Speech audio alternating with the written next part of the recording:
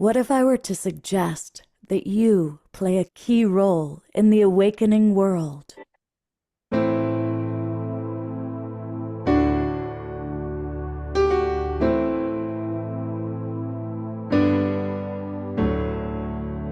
that you are watching this because you have heard the call.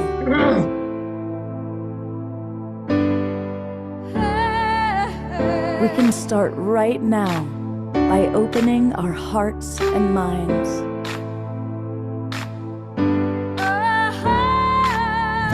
Welcome to the awakening world.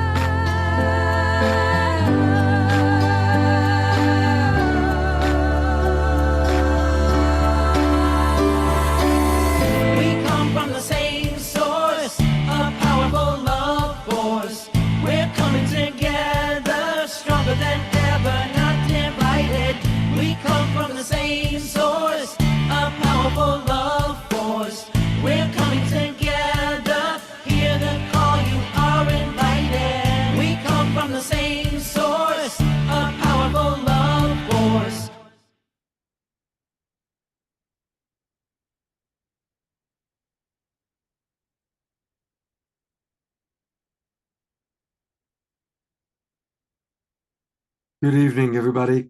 Welcome to the Awakening World. I'm your host, Love Coach Scott Katamas. You know, we've been doing this show for 5.5 years, and we've had so many extraordinary people on the show. And we even have an edition that we do every 6 or 8 weeks called Authors That We Love. But I want to share honestly that my absolute favorite living author is with us tonight. And he's someone who's touched the hearts of so many. And tonight we are blessed to be honoring and having a tribute for our beloved Andrew Harvey. We're going to hear from Andrew. He is with us. That's him in meditation and reflection, waving at us. And we are going to hear from Andrew later on the show. But before we do, we have a lot of friends and colleagues of Andrew's who want to share with him how he's touched their lives. And that includes Debra Giusti, my co-founder of the Global Peace Tribe, who got all of this started with me 5.5 years ago. And Elaine Kalila Doty is with us tonight. And I know she and Andrew have a most special connection. And from the connection field, we have both Julie Krull and Teresa Collins, if I can find Teresa. She's here somewhere. And we also are going to hear later on in the program, we're going to hear from Sandra De Castro Buffington. And joining us a little bit later will be Dinan, Swami Beyondananda, and we have other special friends who are going to be joining us. It's going to be a very extraordinary evening. As always, we love to start our show with my co-pilot, our house musical artist, beloved Omashar. That would be me, and namaste, everybody, and welcome everybody watching on our streaming partners. And for some reason, I was mentioning in the green room before we came here that I felt full of this night before we've even started. And I didn't realize that Andrew, who I only met through Scott physically or virtually physically a couple of years ago, has been with me pretty much my whole spiritual awakening life, starting with the celebration of Rumi book. What was it, The Way of Creation or something? And my most recent one, of course, is Engoldenment. And dude, you rock, brother. And so that is my soliloquy at the moment. I feel that you're a deep brother. I've been to India many times and know that it is instilled within you the spirit of India and the amazing awakening that's happening there. I won't go any further into it, but I'm going to play a song called "This Beautiful Garden," and I'm just going to get my ducks in a row. Just give me 8 seconds as I change mic source. Got that, and we're going to change this one, excuse me, and then we're going to go back to here. All right. Okay. All right.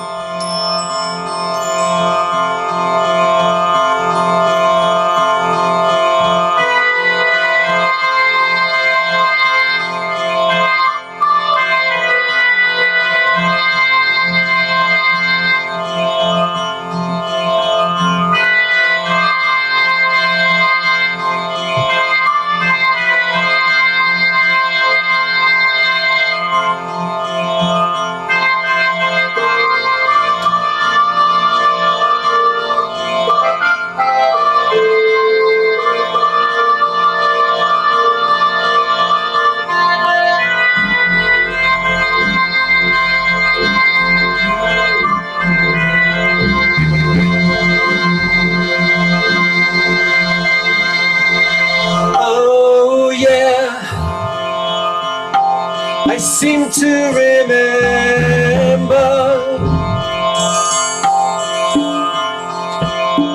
the time when we all were happy and my family, we all were together singing harmonies, my sisters and brothers.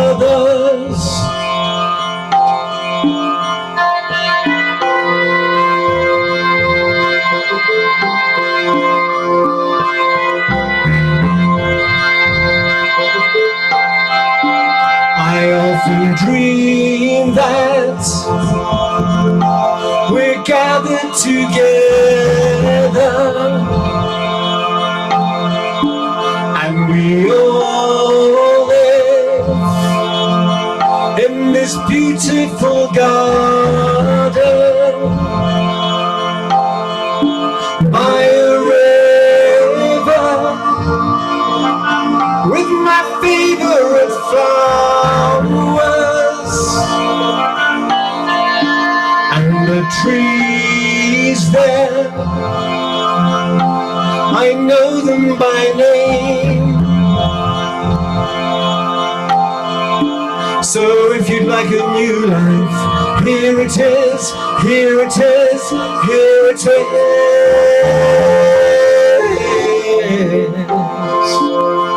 If you'd like a true life, here it is, here it is, here it is.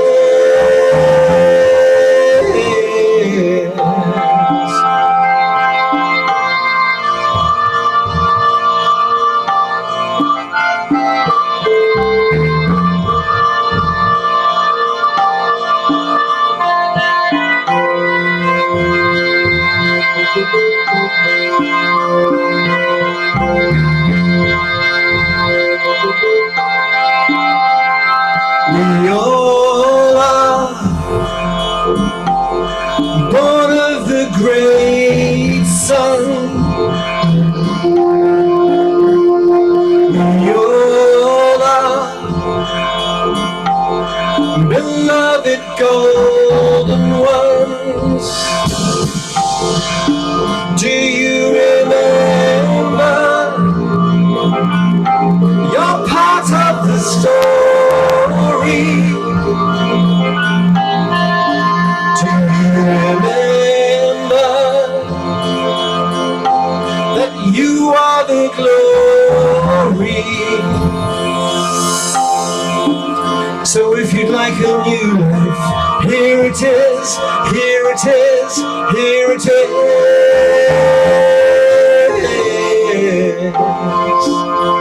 If you'd like a true life, here it is, here it is, here it is.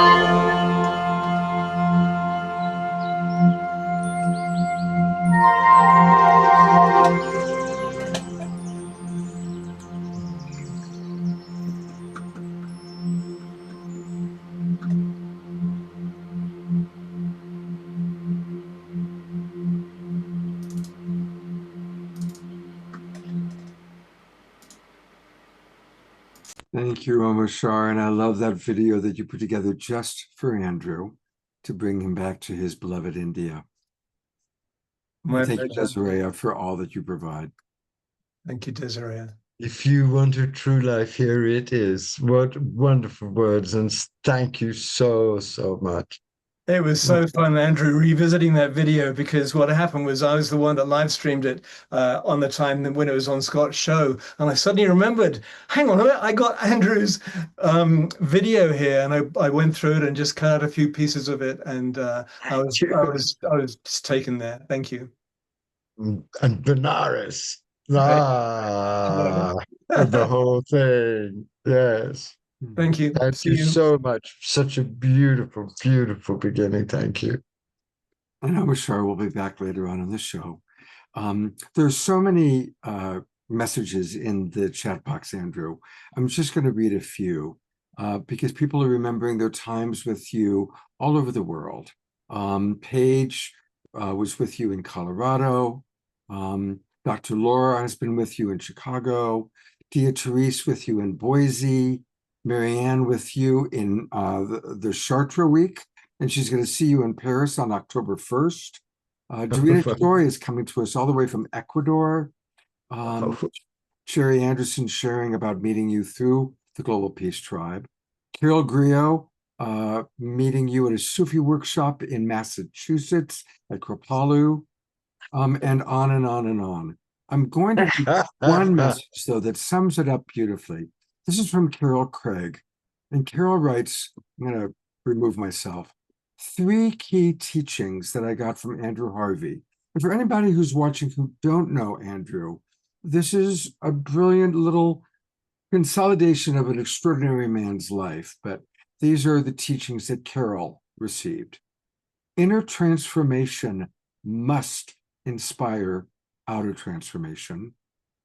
Contemplation and activism equals a path of service. If your spirituality doesn't address climate crisis, poverty, and injustice, it is incomplete.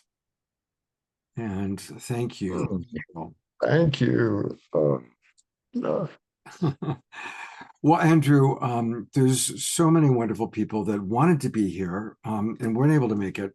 But there's one very special friend of yours that although she couldn't be with us in person, she has joined us in the ways that we do this now, by video.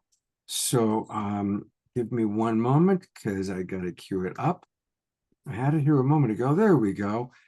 Here is someone I know you love very much, who loves you. Hey, everybody. I don't know what words would best express my admiration for Andrew Harvey, but I say this as someone who's known him for decades. And his consistency, his power, his intellect, his intelligence, his wisdom, his humor, his love, his compassion. I don't know. I think the more time goes on, both in our individual lives and in our society, it becomes obvious that at a time when there are so many negative voices out there and so many negative forces, when there's somebody who's the real thing and speaks with power as well as grace and speaks into the heart of the matter as he does with his conversation around sacred activism, support that person, acknowledge that person, be there for that person. And Andrew's been through some tough times, and I think it's great that we're all here for him tonight. And I hope he feels everybody's arms around him And I hope a lot of money comes in to support him at this time of real horror, in his own personal life. He has so much that he can continue to give, and we don't want him to be in a place where just life is so rough in its sort of worldly particulars because of the misfortune that he's had with his fire, etc. So thank you for giving me this opportunity to tell you how I feel about Andrew Harvey. And I hope all of us feel very motivated tonight and inspired to do for him what all of us would want someone to do for us if we had a personal tragedy in our own lives. God bless you all, and love you, Andrew.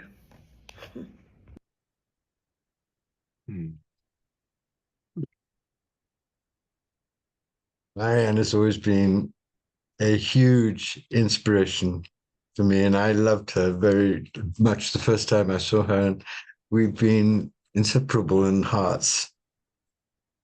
Thank you so much, my darling Marianne, and I'm too moved to speak more at this moment. Well, that's good, because we've got lots of other people here to share their love for you. And next up on our docket is the co-founder of Global Peace Tribe, my frequent colleague, our beloved Debra Giusti. Thank you, Scott. And it's such an honor that you asked me to be on the show to pay tribute, give support, and transmit big love to one of the most amazing teachers, luminaries, and guides of this time, Andrew Harvey. I'm also honored to be among incredible luminaries that you're going to have on this show.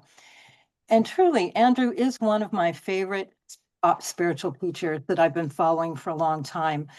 The moment I first heard him speak about 20 years ago, I realized he's speaking exactly to the cutting edge of the heart and soul of what my heart and soul is realizing and integrating right now, always right at the time. But not only me, he speaks to the mass soul tribe of what we are experiencing, what we are learning, what we are evolving through, and supports us to the next level of the awakening of our soul tribe. And the soul tribe I'm talking about is the soul tribe that this show is based on, the Awakening World.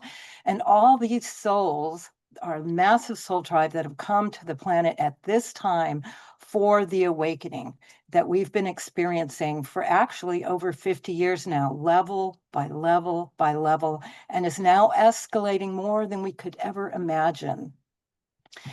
And Andrew's personal experience, his wisdom, his knowledge always addresses the cutting edge of what we need to hear. And he involves himself deeply, personally in these transmissions. So we really get to understand the level of passion, pain, and presence that comes from these experiences. And he tends to show up in my world exactly when I need to hear something to punctuate it as the universe is speaking to me. And I'm talking about all these life evolutions and consciousnesses, evolutions that we've had over the last 20 years. The first time I think I saw him, he was talking about the mass awakening 20 years ago and the ascension. I think it was one of the first times I heard this word, and my soul went, yes, that's what I'm feeling in me. That's what I'm here for. That's what my whole life has been about. And he spoke to that very clearly. And then he started speaking about the divine feminine and his alliance with Mary Magdalene and how she is here coming through all of us to be a teacher. And yes, that's what I was experiencing. That's what I felt. And he articulated that for me. I even saw him in Italy, cosmically ran into him and his whole workshop group as he was going to a church that really honored the divine feminine and doing ritual there. And then in 2012, I remember hearing him and he was saying, no, it's not about that the world's ending. We are shifting to the next level. We are here to build the new earth. And yes, I heard that and I said, yes, that's what it's about. And so many other teachers were working with that as well. And then, of course, sacred activism, which is so important now because all of us need to dig in, have our gifts come out now. It's showtime. And it's when all of us come forward in our sacred activism that we are going to unite and transform this world. And we know that. And he is the cheerleader for all of us for that. And then again, he does it again. He goes through another horrendous experience that anyone could ever go through in life. going through the radical initiation of losing all your possessions and one of your most beloved family members, his cat, Jade, in an instant. And there's nothing you could do about it. You can't put it on rewind. The world is going into a dark night. You can't change it. You can't choose something else because it is what it is.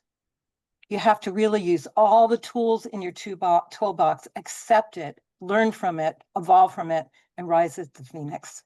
That's the only choice we have. And as a spiritual luminary, you have to walk your talk. There's nothing else you can do. And what he went through is not unusual because all of us are going through it now on some level. Just Andrew is one of the bigger spiritual teachers, so he goes through some of the bigger lessons. That's kind of how it works. But I myself have been going through it. I got diagnosed with breast cancer a year ago, and the solution that the hospital gave me was a double mastectomy. And I did not want to be deformed for the rest of my life. And at that time, my mom went into hospice.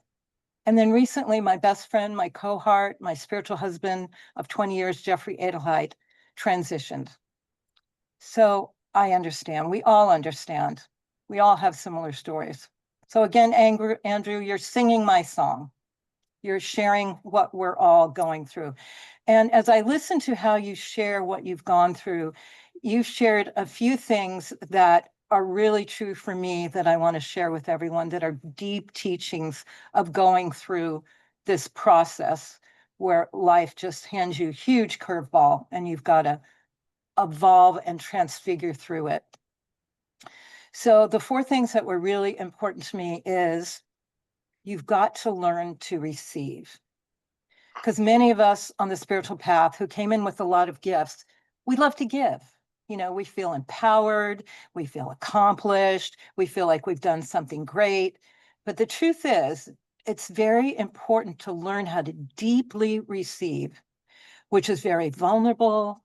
It exposes that you're not perfect, and you have to admit that you need help.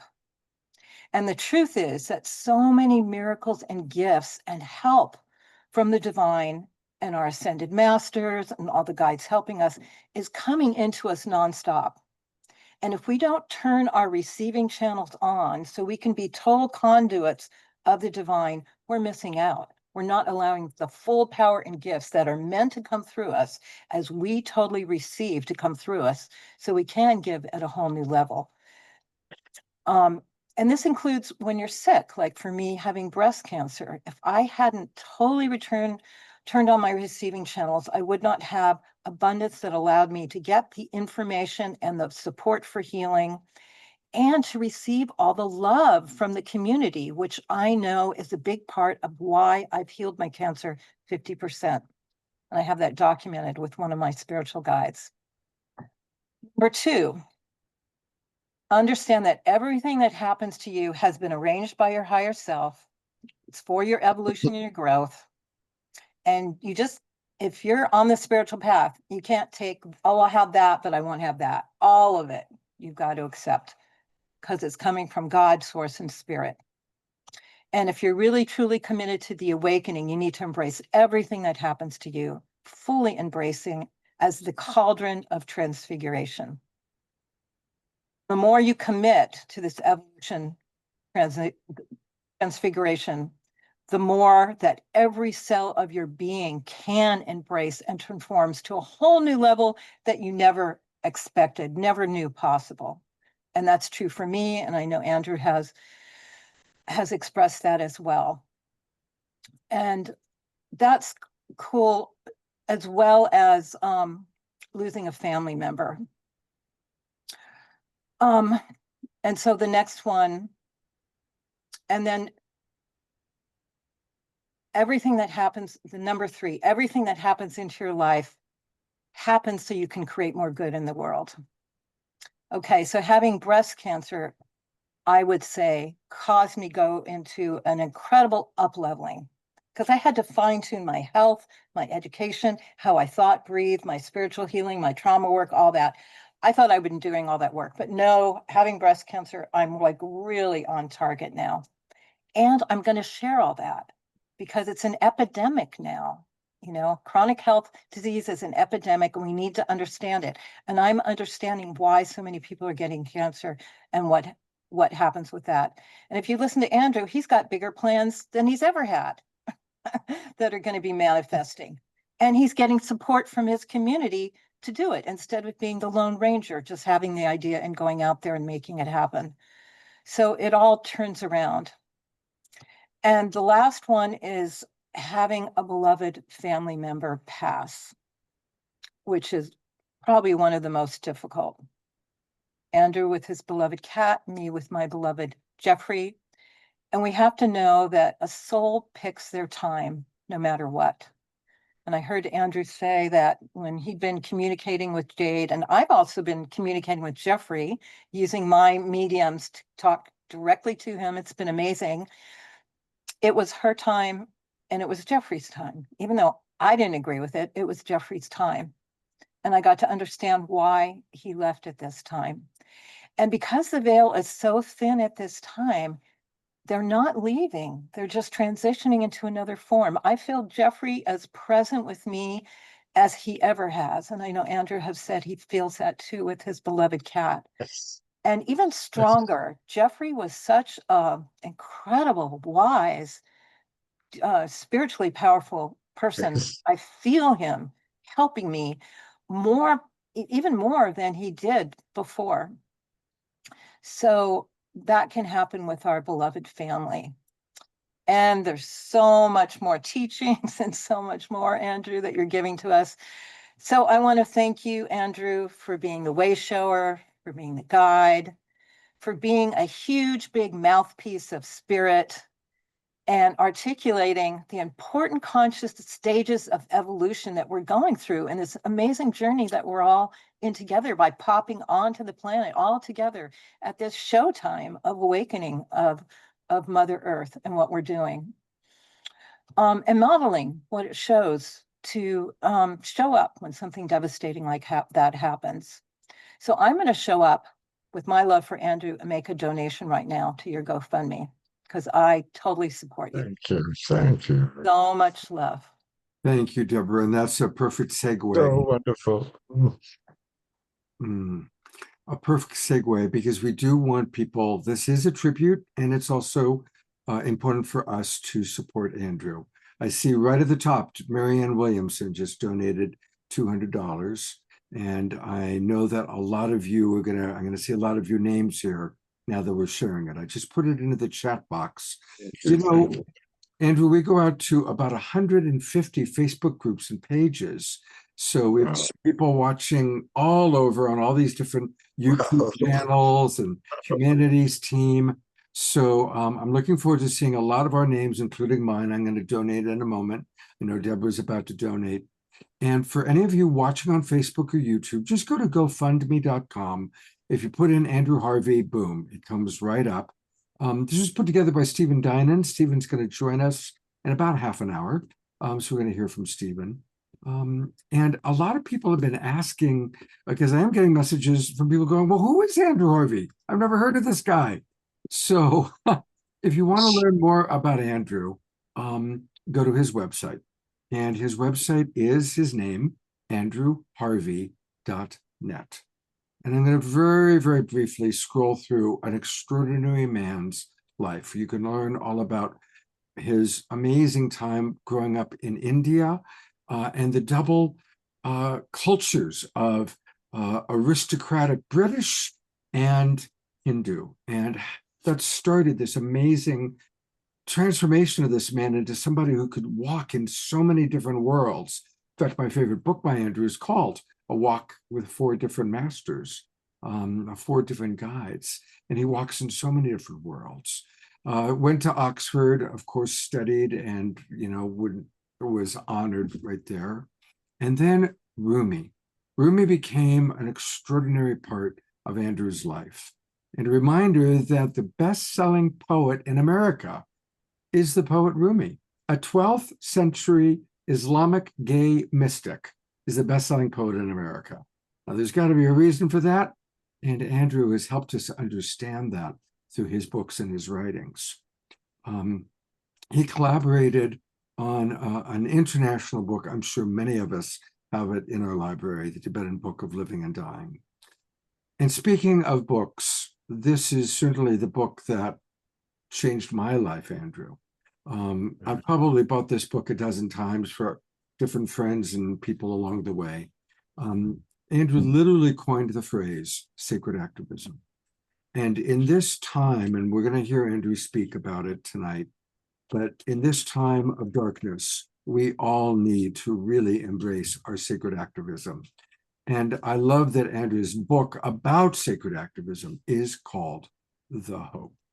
And that is so important. Thank you, thank you, thank you, Andrew.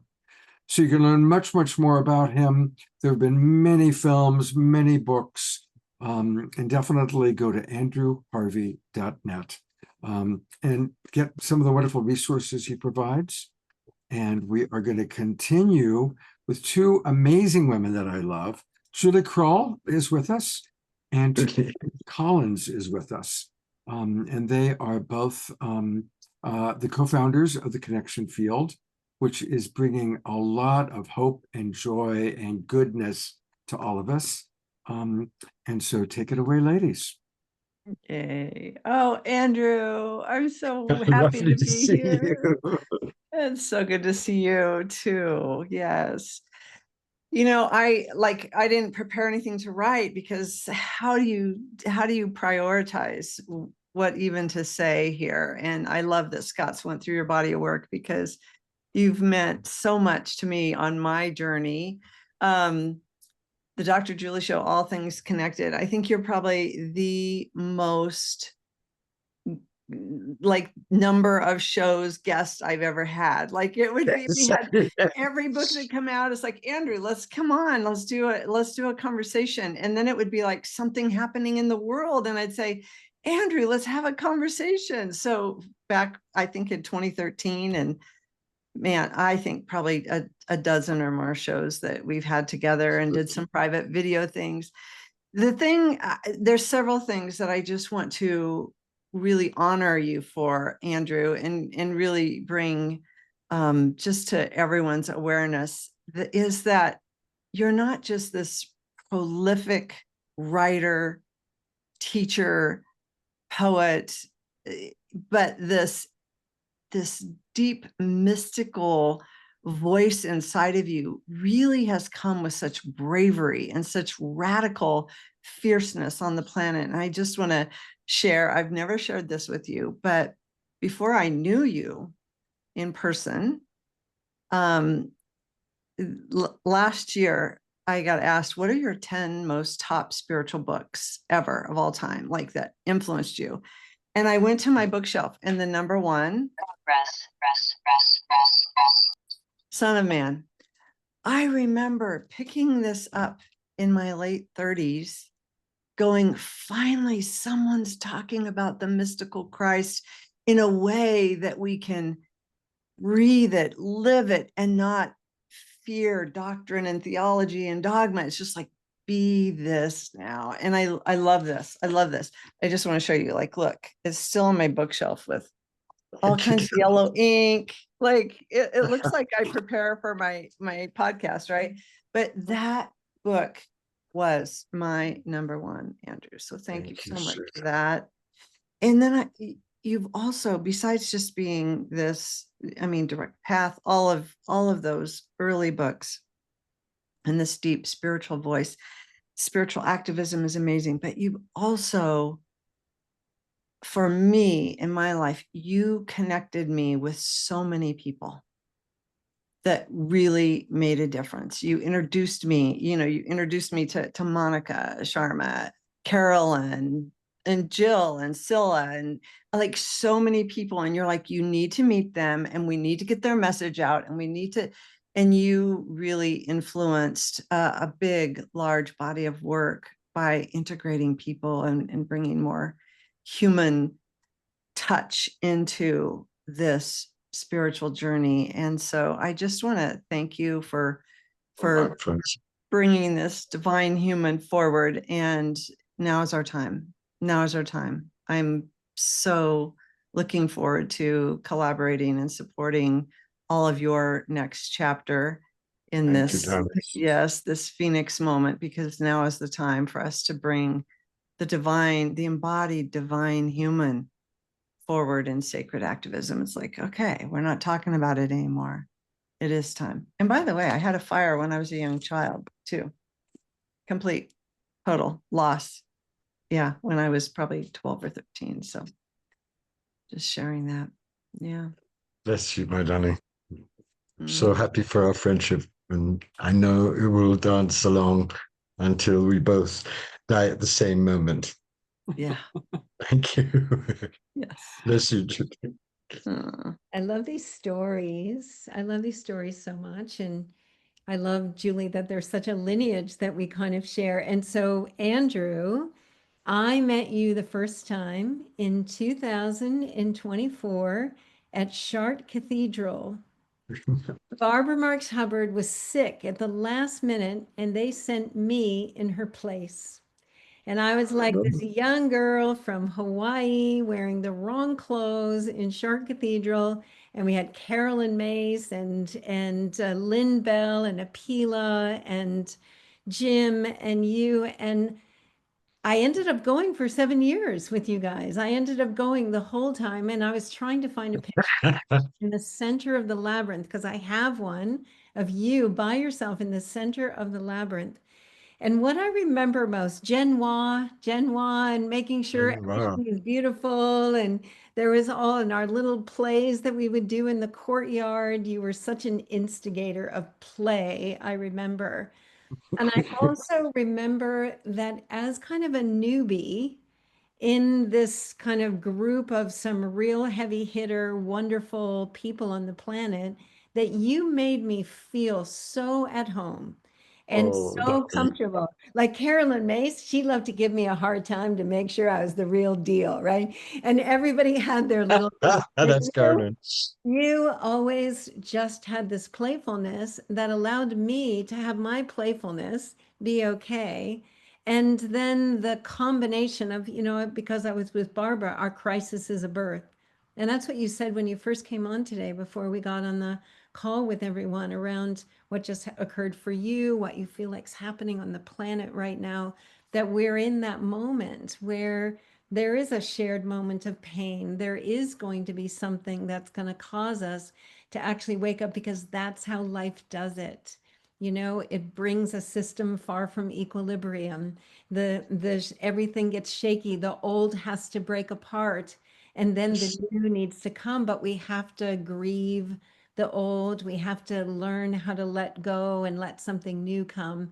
And you've been saying that, and you've been sharing it. And I feel the embodiment of it. I think that's what's happening for all of us. We had this idea, our crisis is a birth. We had this idea that there was an That's it. happening. And then we had experiences that helped us to start breathing and believing it a little bit more. And now it's so in our cells, because we're in it all the way. And there's no way out. And we know that it's coming.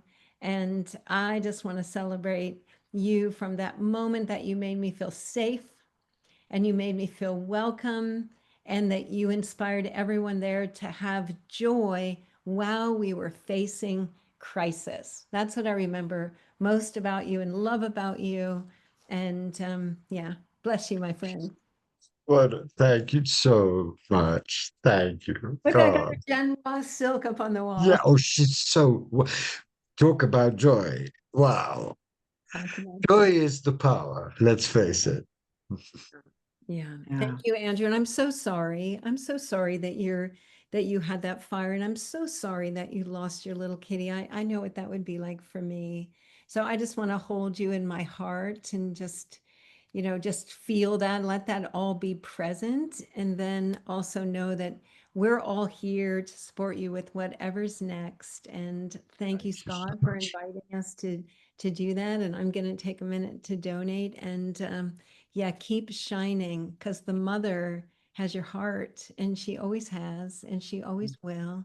And she's Yes, never yes. going to stop, ever, ever, ever. Oh, thank you. Mm. Never, ever, ever. Ever, ever, ever. I want to share with Andrew and our entire audience that Julie and Teresa have created something very special called the Connection Field. And it's where a lot of us are gathering. You know, we all gather together on Wednesday and Saturday nights through the Awakening World, but we're all gathering now through the Connection Field as well. And they just launched this wonderful program, Catalyst, which I went to, is on Tuesday, September 9th. And it's an extraordinary group of people. There's all sorts of events going on. The Love Infusion Hour on Fridays, regular meditations with Kali J. So I want to encourage everybody, if you have not signed up yet and joined the Connection Field, go to connectionfield.net, connectionfield.net. And is there anything that either of you want to say about what's going on with the Connection Field? Well, Scott, you called it Catalyst, which is a good name, but it's called the Catapult. The Catapult, you're right. Catapult. And Catapult, that's it. Yes, you're in the catapult right now, Andrew, and you're like so far ahead. Like it's like boom, and here we are. It really is the time on the planet. And we were talking about this this time earlier, Andrew, and it's like from my research and from my intuition, but so many of us are talking about, not only is it the ancient wisdom traditions that are saying now's our time, right? Prophecy, indigenous traditions, but also the astrology is Very coming much now so. going, this is different. It's different. It's not like another, this It's is the time. unprecedented. Nothing has ever happened before. And it's never happened before. And then the human readiness. So those are Yeah. like the three strands of convergence now of we are so ready. Humanity is so ready, looking at what's happening around us. Now is this time for this catapult. So we're going through a 4-month journey, Andrew. And Wow. I want you to come with us. Like I'd love put it. you into one of those portals. We're doing Of 5 course. portals. Release is the first one. Release grief. We did that on 9/9. It began on a 9/9/9, and this is a 9-year. And we're going through 1/1/1 in a 1 year with all of this powerful astrology. So we do release, then we're doing remembering our divinity, remembering the codes, remembering the design, the blueprint. And then we're doing embodiment, which Teresa just mentioned. You know, we're now all moving into this embodiment. And then we're aligning in December, aligning not only with our systems and structures, realigning to this new divinity, but also aligning with the stars and aligning with what's happening so that we can come out in 2026 That's and really so emerge. important. Yeah. Yeah. That's- So Aligning is the real one now, isn't it? yes. And we're doing it as a community for real, you know, because we have been talking about it for a long time, and we have been having experiences, and we have been kind of opening to believe it, but now we got to walk our belief, right? So we're inviting a community to move through these portals with us, to really spend this month That's releasing wonderful. what's come before, and then embodying what we believe and aligning with the aliveness of the world, and knowing that we're heading into some rough times. So if as a community, we can choose to open to what's emerging inside of us, that we're going to have a better chance to navigate these challenges, like your fire. And to help each other, really, And to help each practically, other, because right. it's going to get very gritty, raw. Here I am, standing here, but many of you are going to be here too, where I am. And Yeah. your compassion today will bring compassion to you. We've got to get real about what's coming and be really prepared to strip ourselves and give to each other. I've done it for years because that's my nature. I know many people out there have done it. I know I find myself in need of it. We're all going to be facing enormous difficulties. And if we have a community committed to passionate love in action, then nothing will break us. Nothing will stop. Andrew, you said something really important, that the two pieces of it, of the stripping. The one thing is that this is all about choices. Like we're saying, we're choosing this, and every portal is a choice to step through, to choose alignment, to choose.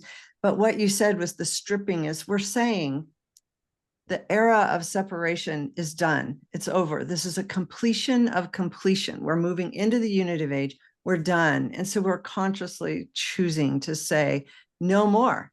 we're going to consciously choose to I do don't this think for we're being. choosing, we're being driven by the divine into it. And we think we know what it is, but actually we wouldn't choose it if we did know, because it's too extreme. Yes. Our yes, soul is choosing it. Yes. And We're choosing the readiness of it. Yes. yes, Yes. We're yes, choosing to say, yes, okay, we're here. yes. Let's, We're here, we're and here. then it happens, and then you wonder why you chose it, but then you get to find out, and you're so grateful because it's so much more amazing than you could ever have imagined. It's more terrible and more amazing. That's been my experience, and I'm sure it's been yours, hasn't it? Yeah. Yeah, absolutely. I think And we're we need choosing each not other to now resist. because it's simply not doable alone. We can't do it alone now. Right. Yeah. We Oh, can't. anyway, shut up, Andrew. But how lovely No. to be doing this. No. Encourage Well, everybody, please take this gorgeous journey with these two wise and amazing and skilled people who've spent their lives really trying to help people join the evolutionary journey. That's the only game in town now. Thank Yeah. you, Andrew. We love you so much. I'll be there in any way you want. Mhm. To go straight into the catapult, go to imaginalsouls.net. It's not .com, it's imaginalsouls.net. And that's where you can learn all about it. It just began. And I was blessed to be there on Tuesday when it launched with over 200 people. And it's a wonderful group of people. And the speakers, the presenters, they're all our favorites. So thank you, Julie. Congratulations. Right. So much work of every kind has gone into this. Wonderful. Congratulations. I just donated too. Everybody, let's just give what we can. It's so important. It'll keep Absolutely. coming around. Yeah.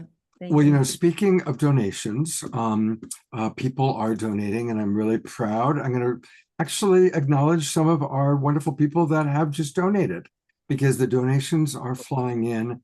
All kind of started with Marianne Williamson. So thank you to Carol Gilo, Gary Bedham, Thank you, Daddy. Thank you, Nicolette, Dom. Emily, myself, Carol Simus, Joanne Brem, Wow. Debra Giusti, Jerry Anderson, Sue Barnum. Some guy named Anonymous keeps coming in over and over. And it all started with Marianne 1 hour ago. So let's keep those So donations. sweet. And again, anybody watching on Facebook or YouTube, just go to GoFundMe and then put in Andrew Harvey and it'll click right in. Lovely. Well, Andrew, you know, you're a big personality. And you're one of the, I always say that Andrew could read the yellow pages and make it interesting. But our next guest is someone who matches you in her passion and her ability to just make life epic. And so it's my pleasure that she was able to join us. Oh my God. Elaine Kalila Dodi. Hello, my darling. Hello, my darling. How lovely to see you. Oh my gosh, how bizarre and wild and I wonderful. know. Not sitting in your garden, but doing this here. How wonderful. I know. Well, what a pleasure, darling. I want to start, first of all, by extending my arms around you and you, giving you a huge hug. And what I want to share about Andrew is, yes, of course, we all know he's a brilliant scholar, mystic, writer, talker, passionate mouthpiece of the divine. And what I know about Andrew is he is a damn fine human. He really has the spirit of a damn fine human in his heart. What I have learned from Andrew through having just been in his company and been next to you and just with the laughter and the tears and the ways in which we've been able to share, my darling, is your humanity is so beautiful.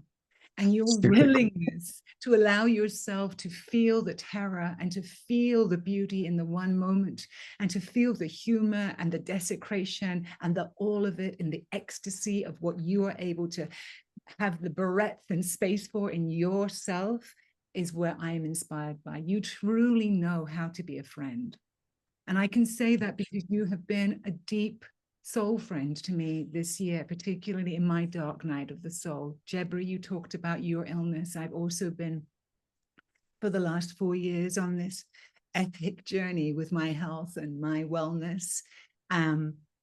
And I am still in it. We are still clearing and detoxing. But Andrew, you really came into my life at a moment where I was really dark. I was really in it, and you were too. And we met around this moment of what I was calling the Magdalene pathway through the apocalypse.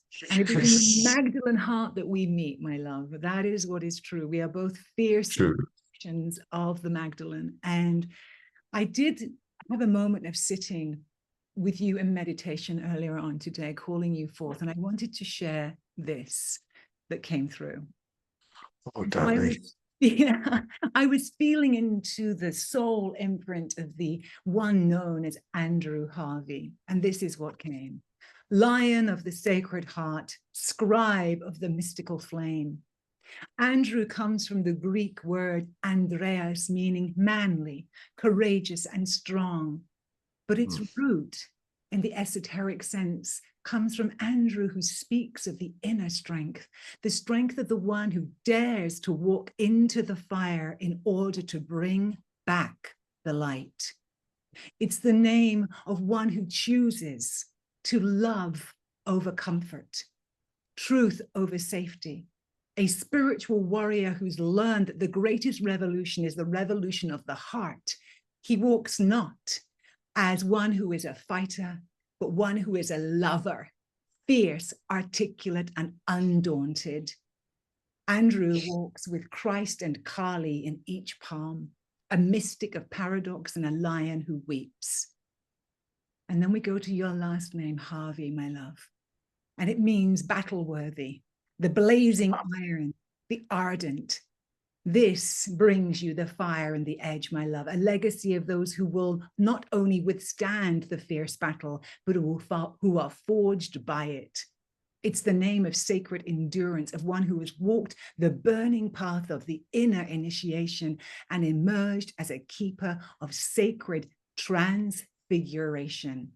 A name that speaks of one who drinks from the grail and then shouts its truth from the mountaintops. That is who I know you to be. And I am so honored to get to walk beside you. And I know that there are many weavings and co-creations and blessed unions to happen along the way. But truly, my love, you've reached out a hand of such tenderness to me in moments where I have felt really bereft. And for that, there is no true words I can speak, but to say that my heart loves you. And I see you as, yes, this amazing being in the world, but I also see you as the brother that you are to so many. Yes, and that you walk in that fraternité. And there's one last piece I will share about Andrew. It's amazing. You shared this word with me, my darling, when we first met. Yes, you know what I'm going to say, don't you? I do. Andrew introduced me to this word, and he said, darling, you have sprezzatura. And sprezzatura is this gorgeous Italian word that describes an effortless grace of seemingly making something look so easy, even though you know the years of strife and study and work and hard labor that has gone into it. And so, my darling, if there is anyone on the planet who has sprezzatura, it is you. And I mirror you in that, in the nonchalance that you can bring, and the way in which you drop the kabir and the rumi and the this and the that, as if it's just dripping from your being, which it is, and the extraordinary weft and warp that you are able to create with your magic. And so I honor you as all of that, the human and the divine, the mystic and the scholar, and the real level of humanity that can rise in the face of tragedy and see it as what it was, an initiation through the Magdalene heart. I love you. You take my breath away. Not for the first time. Thank you, darling. Bless you. Thank you. I shall cherish that so deeply always. Always, my darling, always. Sprezzatura to you too. Sprezzatura.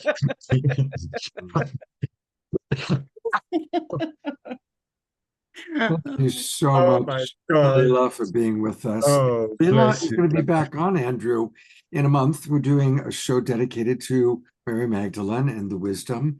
And Kalila and Eden Amadora and others Oh. are going to be with us that night. So it'll be a very special night. You know, everybody, there are many people who, thank God, are discovering Mary Magdalene, but there are very few who have plunged with heart, mind, soul, and body into the depths of this tremendous mystery that Mary Magdalene is and always will remain.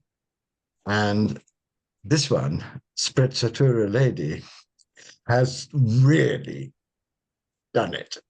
An amazing wildlife, an incredible nature of fearlessness and deep, deep knowledge.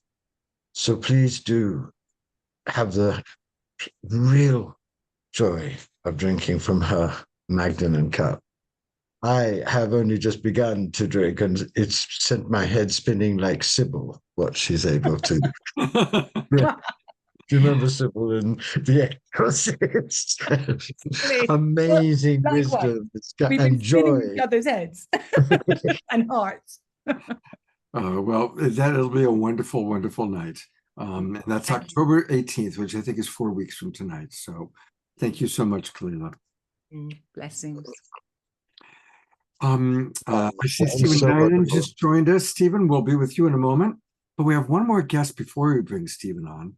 And it's a soul sister of a shared experience. You met her briefly during kind of our green room. It's my friend, Sandra De Castro Buffington, who also lost her home in the Palisades fire this year. And she is an extraordinary, she is the embodiment of sacred activism, Andrew. Her life, as I've learned so much about her, is all about really being of service to others. So I'm glad that I know. I remember Sandra so well. Hello, darling. Hello, Andrew. Hi, sweetheart. This is such an honor. I am going to speak from an inner place. I have nothing prepared. I am just here to honor you and to walk with you through the fires. We both lost our homes. You lost your beloved cat, and I lost my beloved son. Not in the fires, but 10 months prior. And it has been, and is still, such a transformation.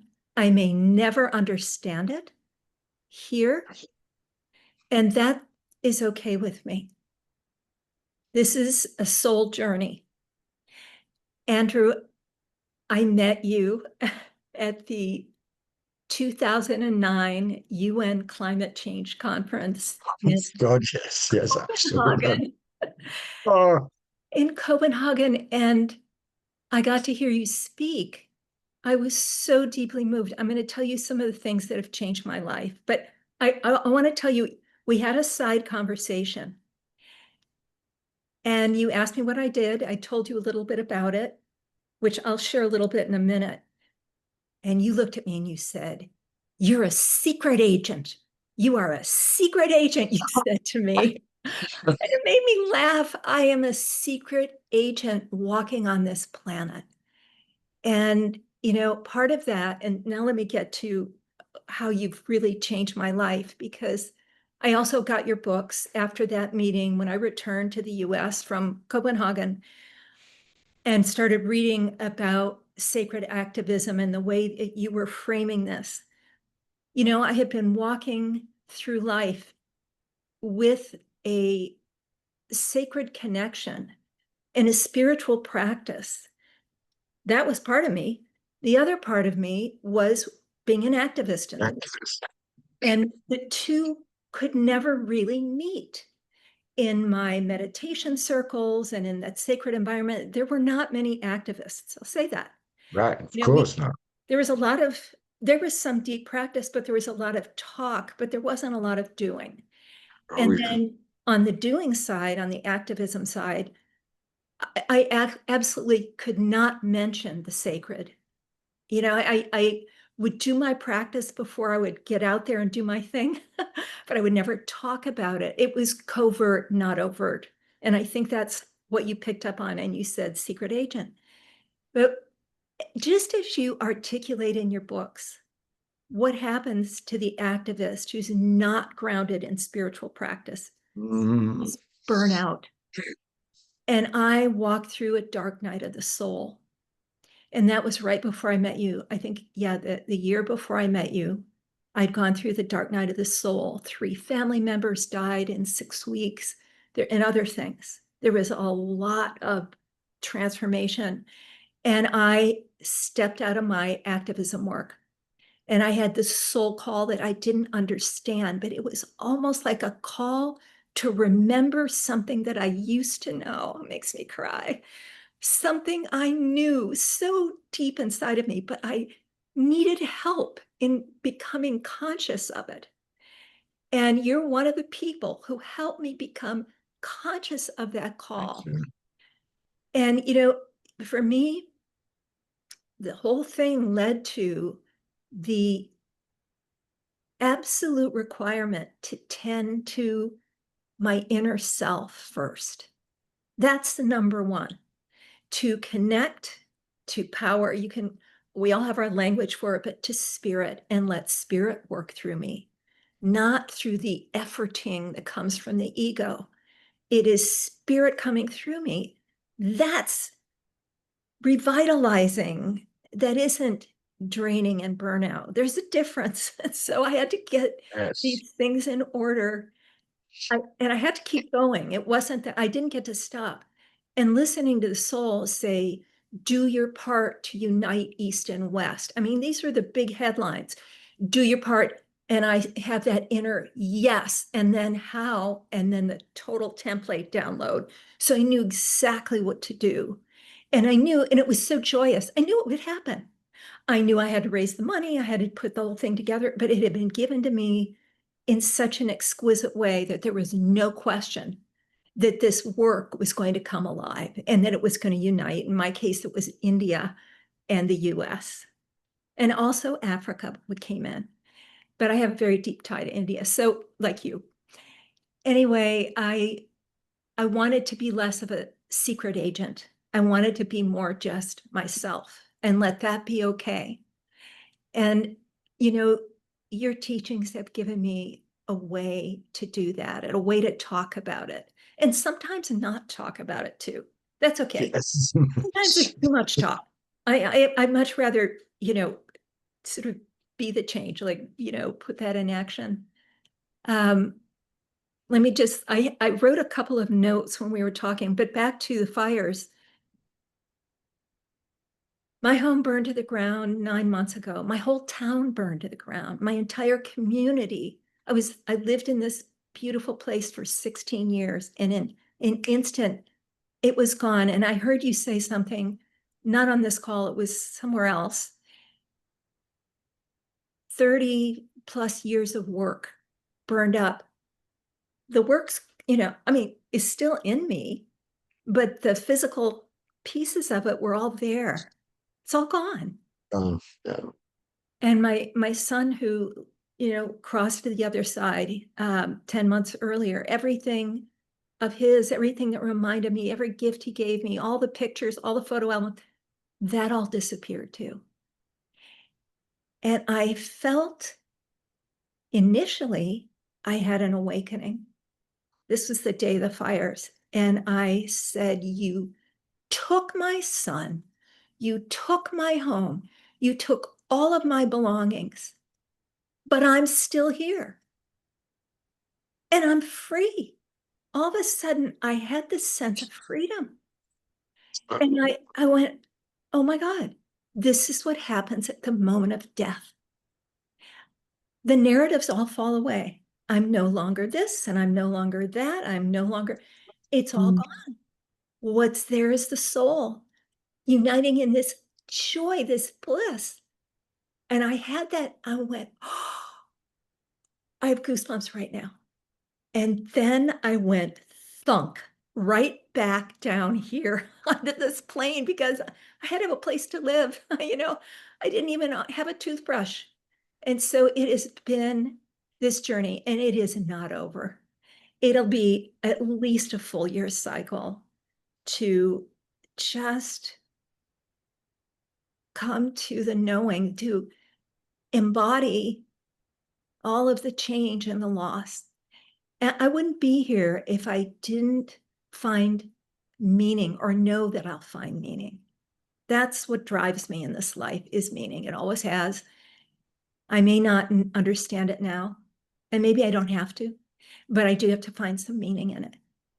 And so that will take time. So I give myself a full year of that, no pressure. In the beginning, I felt, I've got to get a place to live. I got to get it together. I have to know what's happening. And then I thought, no, you don't. You get to surrender it all. Just surrender. And you know what's happened? Just like what's happening with you tonight, so much love has come from community, from people I know and love, and from total strangers. People have come to me, just shared their hopes, their strength, their things, their love. And one person is here in the room tonight, and that is Scott. And I'll tell you, the day my home burned to the ground, I saw it on a TV screen. Scott, who I didn't know very well at the time, texted me, "Are you all right? Are you safe?" And he has texted me every single day since my home burned to the ground, expecting nothing in return, not expecting a lengthy reply, not having to fill in, just letting me know, you're on my radar, you're not alone, I'm here. That is sacred activism right there. Oh, yes. And, sometimes we think it has to be the big things, the big global change things. That's what I'm into, the big global change things.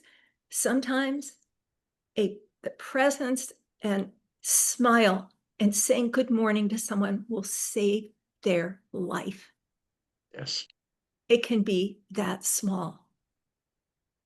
It's just that love. And so that's what we're doing here today, Andrew, is loving you.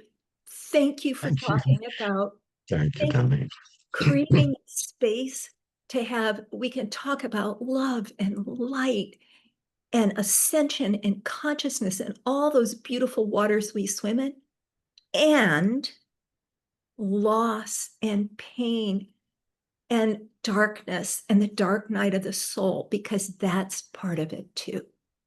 And very few people allow the whole experience. And I so appreciate that about you.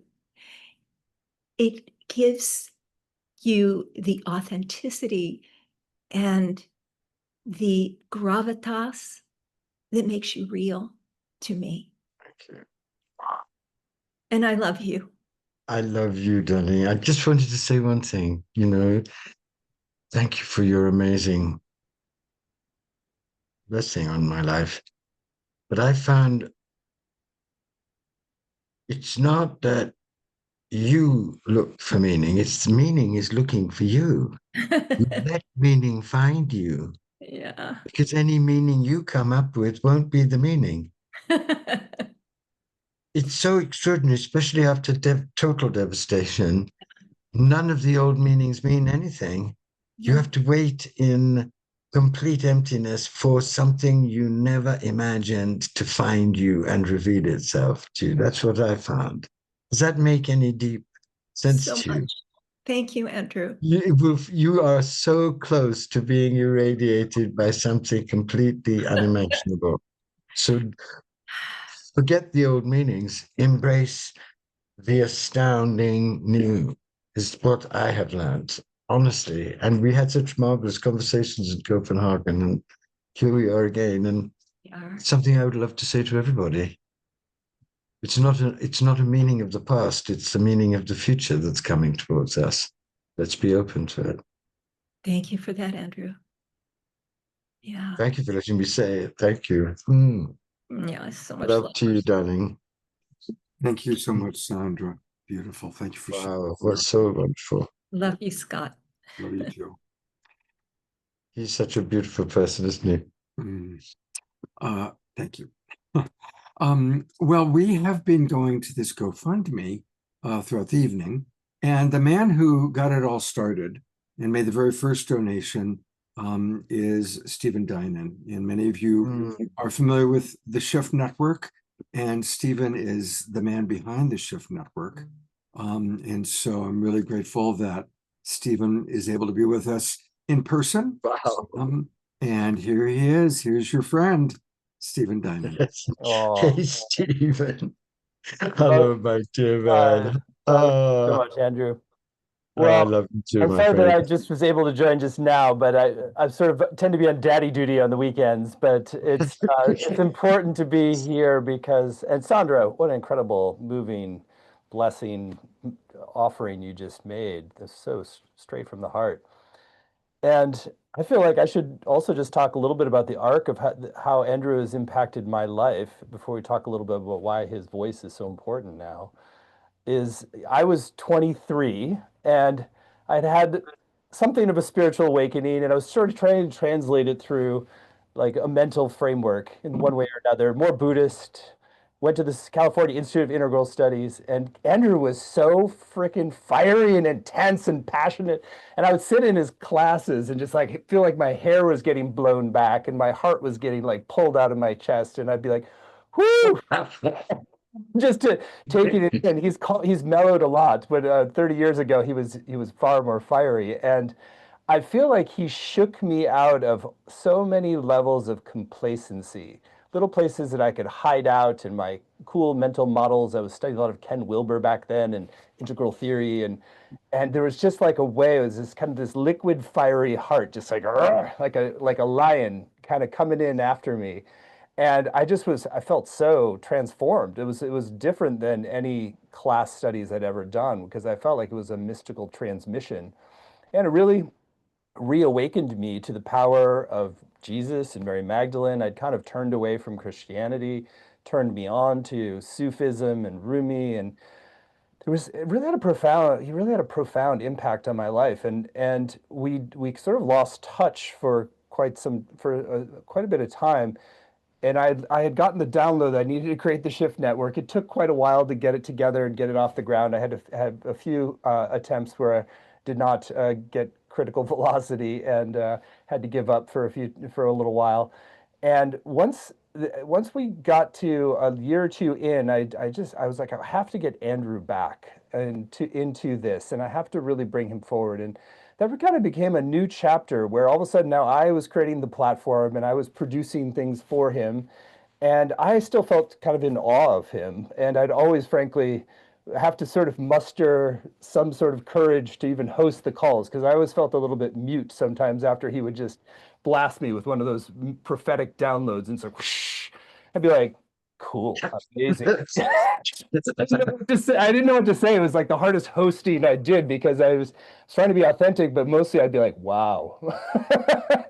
And Andrew I feel like he continued to call me forward in my role as CEO and voice of Shift Network. And behind the scenes, I felt like we kept deepening a friendship, and even more so, like a sacred mentorship, where he would really call me out. And sometimes I would get off the phone with him and I'd be like, wow, I mean, it was some of the most intense conversations, but he would really call me out of my shell in different ways. And one of the things that I really admire so much about Andrew is that he didn't stay stuck in the kind of pedestal role where I had him on this teacher pedestal. And we've really transitioned to where he's embraced me as kind of sacred brotherhood and deep partnership. And we had a couple of days together this summer that was just exquisite. It was a incredibly liberating, empowering. And it took us like 45 minutes to walk from my office 2 blocks to the place we were having dinner, because he would stop me every like 10 feet and be like, okay, now you need to hear this. And I'd be like, and he would just blast me with this truth force coming through that was so distilled of purity, of like mystic wisdom that I needed to receive. And he'd also called me into doing the same for him. And so I feel like there's a way in which you've really modeled for me, Andrew, like how to be a prophetic channel, to allow a divine voice to speak through you, but also not to be attached to that or to be inflated around that, to be humble with that, to let this power move through you that really can shift lives and open hearts and crack things open that need to be seen, and to do so with like deep humility too. And it's really beautiful to be the recipient of that and to be in relationship with Thank you, that. Susan. Oh, And so I really feel, and we've done more courses with Andrew than any other faculty. And it's not because like that always made the most business sense, frankly. It was more like we need to keep getting his voice out there. And there's all these different facets of a larger diamond that he was articulating and moving through and really drawing upon every major mystical lineage in a way that honored them and called them into a next level of synthesis too, a kind of a global spirituality that is whole and embodied and sacred and reverential and integrates activism and transcendence, and it's a magnificent vision of the divine human that is birthing. It is the Christ force integrating all the different traditions, the masculine Christ, the feminine Christ, the sort of the whole enchilada of spirituality pulled together in one really beautiful way. And he's done it with this mandala of books, a mandala of courses. I think we have, I don't know, at least 50 courses or more that he's taught, and 50 books. I don't know how many books he's done, but when you take it all together, it's like this diamond of emergent, global, awakened humanity that is being painted out of all these wisdom streams. And I'm just so grateful that we have been able to bring that wisdom forward, that I've received so much of it myself, and that I have been blessed with your friendship, Andrew, and that you sort of really see me and honor me in a way that goes deeper than I experience almost anywhere else. And so I'm just really blessed and honored to be your friend and ally and partner in transformation. And so, it was of course natural that wanted to kick off this campaign for you, because in talking to you in the aftermath, it was so clear that this was going to propel you into the next phase of your service on the planetary scale. And so we needed to sort of both do the repair work financially of what needed to be repaired, and also the blessing of what is still to come, and that those two things are part and parcel of the whole thing. You've been freed to be the highest synthesis of all your work, to be the embodiment of all you've taught, and to really go through the flames and come out as the gold of awakened divine life. And so I think this is your time, and you are the prophetic voice that we most need right now, I believe. And so I see this fire as a divine blessing that is calling you into your planetary service on the next level. So let's pour our energy behind that. There's really no better place to put some money if you want to have an impact on the future of humanity. Putting money behind Andrew's voice and presence and initiatives. There's so many beautiful ones that we've talked about, and that I'm sure you've talked about some here tonight, or you can talk about more of them. But there's a way in which so many people have been touched by your books, by your presence, and this is also an opportunity to offer a sort of a consecrated blessing back of gratitude, to say, this has been a hard initiation for you, and so we're going to help you through this. And it's been amazing that we have $213,000 of blessings that have been poured upon you as a result, and it's a sign of how many people you've touched, and how many people recognize that your voice is really even more needed now. So, Sandra's voice was incredible. There's so many people who are going through devastating losses, and to have a voice that can speak to the arc of that from a spiritual perspective, and how to go through the arc of a devastating loss or initiation into the shadow, or a real dark night of the soul, and come forward on the other side with the gold of realization, of service. And that's a very important teaching for this moment as we face some of our most intense collective shadows. And so you have been a incredible guide and voice and brother in showing the way forward. So thank you, Andrew. I want to read a That's few of the true. comments that have come in. We're going to keep you guys up, Andrew, but go ahead, Andrew, if you want to express something.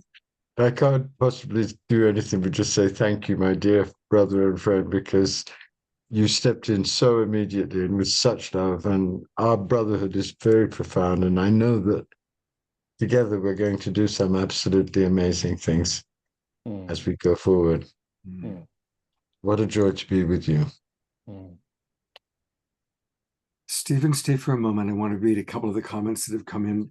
We're getting hundreds of comments, both on Facebook, YouTube, and of course in our Zoom room. Carol Craig writes, Stephen Dinan is also a sacred figure we are so blessed to have in our lives. For a quarter of a century, Stephen, you have had an impact on my life. The Shift Network is an amazing platform, and I'm grateful for your contributions to my evolutionary journey. Oh, very sweet. Sue Barnum writes, Stephen, I appreciate your words about Andrew blowing your hair back with his intensity. I remember him like that as well. And Andrew, thank you for the friendship and mentorship over these many years since she met you in India. This is Sue Barnum speaking. And there's just so many. Sue, bless you, and thank you, darling. There's a wonderful poem that somebody wrote from you. Shoshana Bourne has written a poem for you, and I think we'll have her read it towards the end of the show. And I do want to go once again to the GoFundMe, because as we honor Andrew, let's honor him with green love. And again, thank you so much, Stephen. I actually first learned about Andrew's fire by receiving the note from you about the GoFundMe. And thank you to everybody who's contributing. And it's really cool to see how many people are contributing. So sweet. Thank you. Thank so you, much. everybody. God, look at this. Thank you. Yeah. So everybody, if you go to GoFundMe, put in Andrew Harvey, and we also have put the link into the chat box. And Stephen, we have a lot of your Shift Network people on the Awakening World. Last week, Hope Fitzgerald was on, and we were promoting her Shift Network event.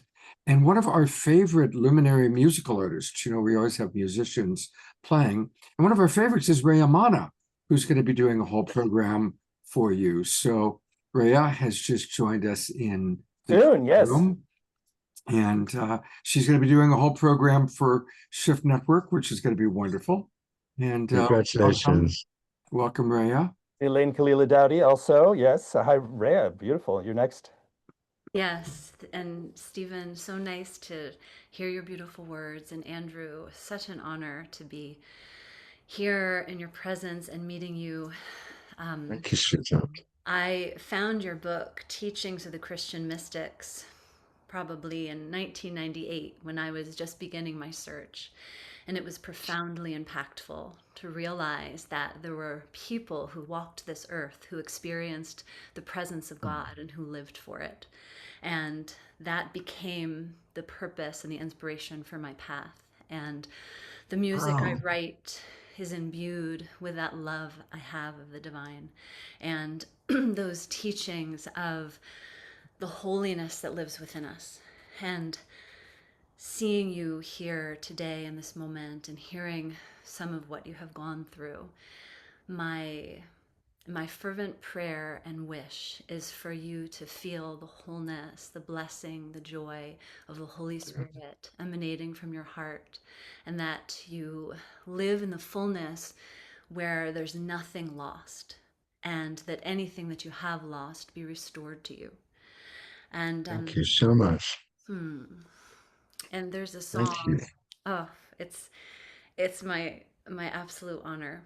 And there's a song that came through recently, and it speaks to this holy nature of our divine vessel. And it felt appropriate to sing it for you because with the work that I've seen you do in the world, it seems no better honoring than to give back to the teacher that which he has spent his life living. And I see you as this beacon of light and a dwelling place for the Holy Spirit to move through this world. So it would be my honor to share this song with you that speaks to the holiness and sacredness of our body temple, of our world, and through our words and through our love, may the sacredness be realized upon the earth. My body is a church, my heart the living altar. The forest is my temple, the mountains are my oracle. My body is a gift, adorned with sacred pathways, like the trails that lead to fertile fields and flowing waterways. My body is a church, holy and miraculous, as is the world around me. The waters are my sacrament, the ground beneath my feet is as hallowed as it gets. Oh, creation singing praises to life immaculate. Beautiful, beautiful, this blessed life I call my own. Beautiful, oh beautiful, this holy ground I stand upon. My body is a church, the place I go to worship. The forest is my temple, my heart is how I connect. My body is a church, my soul ordained by the Most High, in service to the intelligence of the great architect of life. Oh, love pours through the fabric of all of space and time, and we hold the magic that makes the world divine.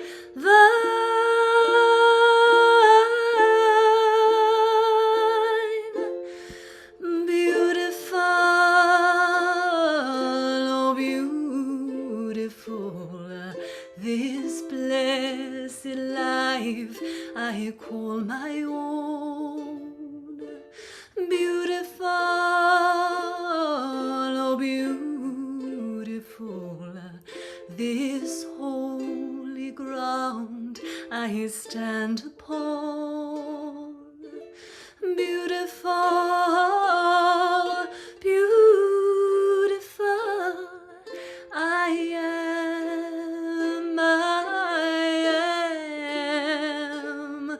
Oh, beautiful,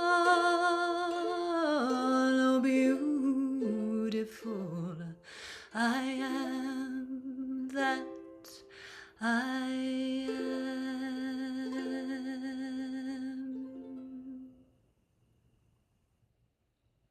Oh, beautiful. Thank you. Oh, beautiful. Thank you. And may you be blessed, and may all that is yours be restored to you, and may you be filled with inspiration and blessings and love and new opportunities, and new Thank you. resources, and may your path ahead be laid with the grace of God. And may all of your singing enchant souls open. Bless you. Thank you. Thank you so much. Thank you so much, Rhea. And people can find all of her wonderful offerings, including her new upcoming course with Shift Network, at her name, Rhea Manna, Amanna. And a lot of our global peace strivers have taken her Songkipu school, and I know it's changed their lives. So thank you so much, Rhea. We always love having you on the show, and the chat box is exploding with appreciations for you right now. Thank you, Scott. And thank you, Stephen. My upcoming course in the Shift Network is Singing to the Earth, recognizing the holiness and sacredness of the earth and how we restore it through the power of our voice. And also looking at science and scripture that relates to this idea of an army of singers that has the capacity to shift human consciousness. So we're going to create this unified field to anchor new earth energy through our voices. Amen. So much luck. Amen. Oh, singing is my chief joy in life. I'm passionate about singing, especially opera. So what you're doing is thrilling, really Oh, thrilling to me. amazing. Well, maybe we can sing together sometime. Oh, you wouldn't want it, but if you have to do it privately, Oh. You can sing and Andrew can dance. He's a wild yes, dancer. I'll dance. You know, there's two comments that just came in. Janani wrote, Rhea's devotional songs have brought me back to God. And Karen S. writes, her Songkeeper's School has been life-changing for me. So I do encourage people to really check it out and take the course with her if at all possible. She's a blessing in her life. Thank you so much, Rhea. My God, what beautiful work. Thank you. So necessary now. Thank you. And thank you for your inspiration. You helped me on the path. I'm honored. Well, speaking of the voice we all need to hear, now the time has come. Hopefully we have gifted you with some love and appreciation, but now is our opportunity to hear your voice, Andrew, and what you'd like to share with your friends that are joining with you tonight. Well, my darlings, would you just excuse me while I fill my glass with apple juice, because it's been a completely wild day and I am overwhelmed with gratitude and I want to be able to give really my best to you. So just excuse me for 1 second. Take your time. It's a good opportunity for us to go back to, once again, the fundraiser for Andrew. And it's right here. We're putting in the chat box, but I want to acknowledge everybody watching on YouTube and Facebook. Please do donate.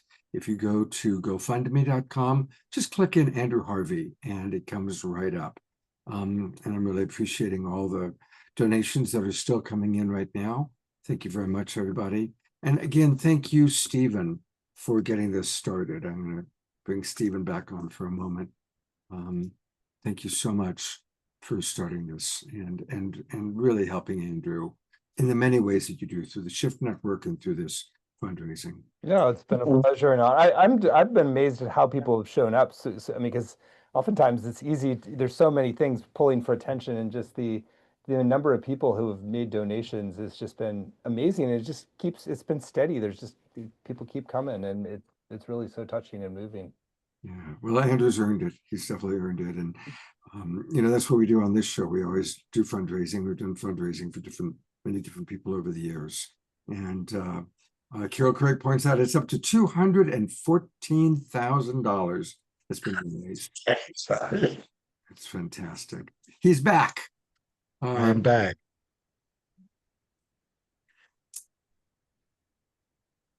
Well, first of all, my dear friends, I am overwhelmed with gratitude and joy and sprezzatura, as my friend Elaine would say, just to be with you all.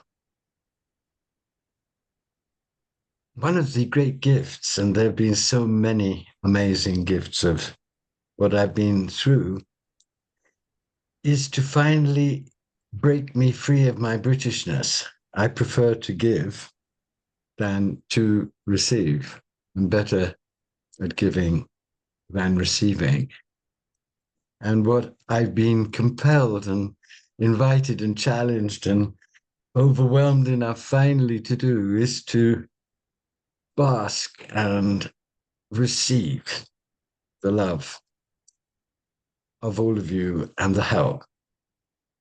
And this has been a transformatory experience for me, because the work that I've been given to do has been an intense and frightening and extremely demanding work that has taken me into desert after desert, into solitude after solitude, into sometimes very great financial difficulty, sometimes very great horror and sense of absolute dereliction.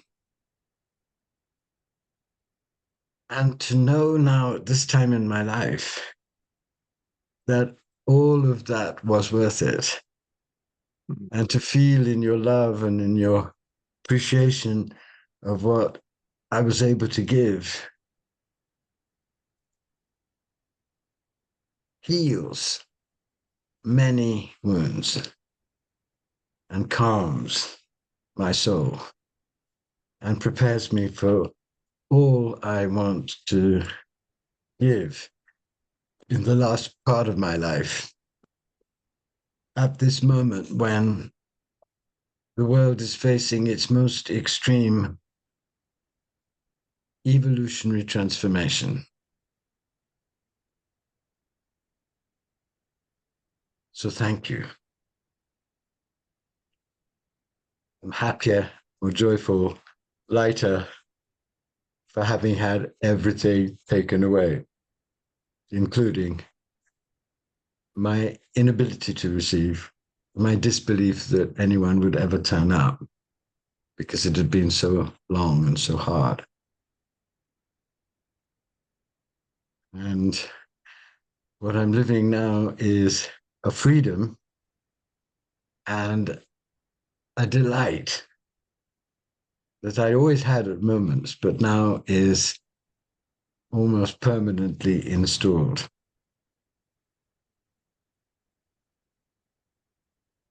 What happened on May the 2nd, when my house burnt down and I lost the beloved of my life, my cat, who was far more than what you'd think of as a cat. She was everything to me. She was my child. She was my wife. She was my muse. She was my playmate. She was my healer. She was my initiator into embodied divine love. And she was the most beautiful and noble and serene being that I have met in my life. And we had a very deep and ecstatic love affair. And when I stood over her body, which was thankfully unburnt by the fire, and saw her dead, I actually died. And I can't put it any other way. It wasn't just grief. It wasn't just agony. It was the death of one whole life. When I saw the flames belching out of my studio, it was raining, and in front of these strange people who were looking at me rather horrifiedly, I just fell to my knees in the car park in the rain and said, "You can take everything, but please don't take her." And I knew as I was praying that she had died and that I would have to face it. And it wasn't, when I say dying, I mean dying. I mean losing everything. Papers, I lost. The paintings, the money. I'm an old veteran of hard knocks. That didn't mean much to me, not really anything to me. But what devastated me was the loss of a mystical soul companion, a beloved of beloveds, and the loneliness and the grief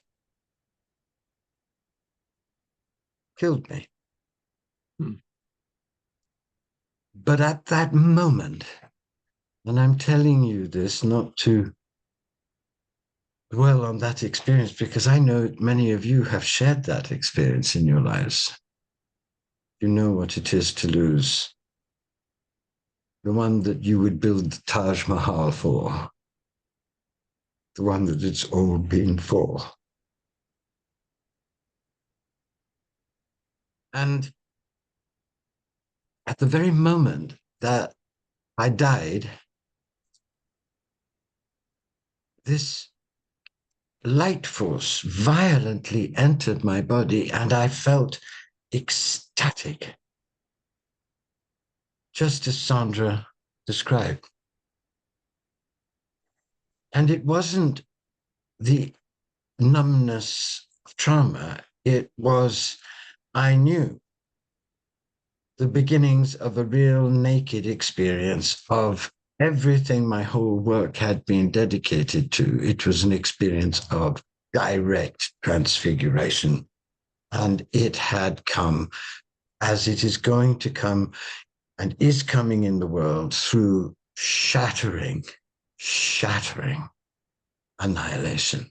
And that annihilation, as we all know, is now everywhere. It's in the growth of fascism in this country, annihilating the American soul, it's in climate collapse, it's in the millions animals facing extinction, it's in Europe potentially on the brink of nuclear war, and Gaza and Gaza and Gaza and Gaza every day on our screens, and it's in all of our direct consciousness more and more as we all wake up to the fact that the crisis is much deeper, much greater than even prophetic beings like myself and many of you knew it would be.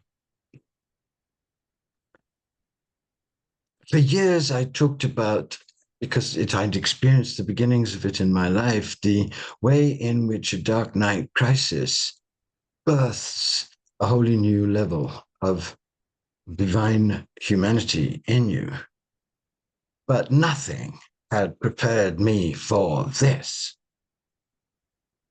both in the extent of the savagery and in the extent of the amazing grace that descended and continues to descend and continues to transform my life every single day in ways that I cannot begin to describe. And what this has taught me is that the teachings I gave you, for which you honor me so beautifully, are real. They are a real map to a real process which works through the ferocious union of immense extreme opposites, annihilation and transfiguration.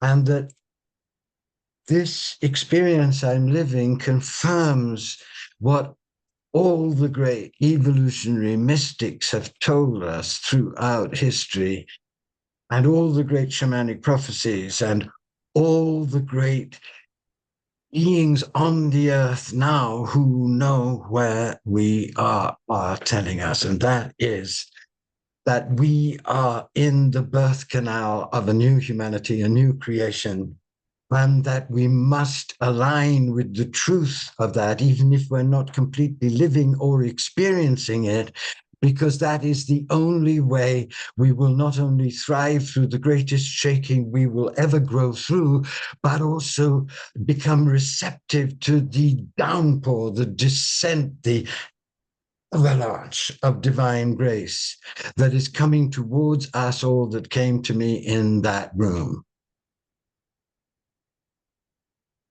And I want to read you the great poem of Kabir that describes this process I lived, and that the world is living at the deepest secret mystical level, and that so many of you have spoken of, because this is the meaning of what we're going through.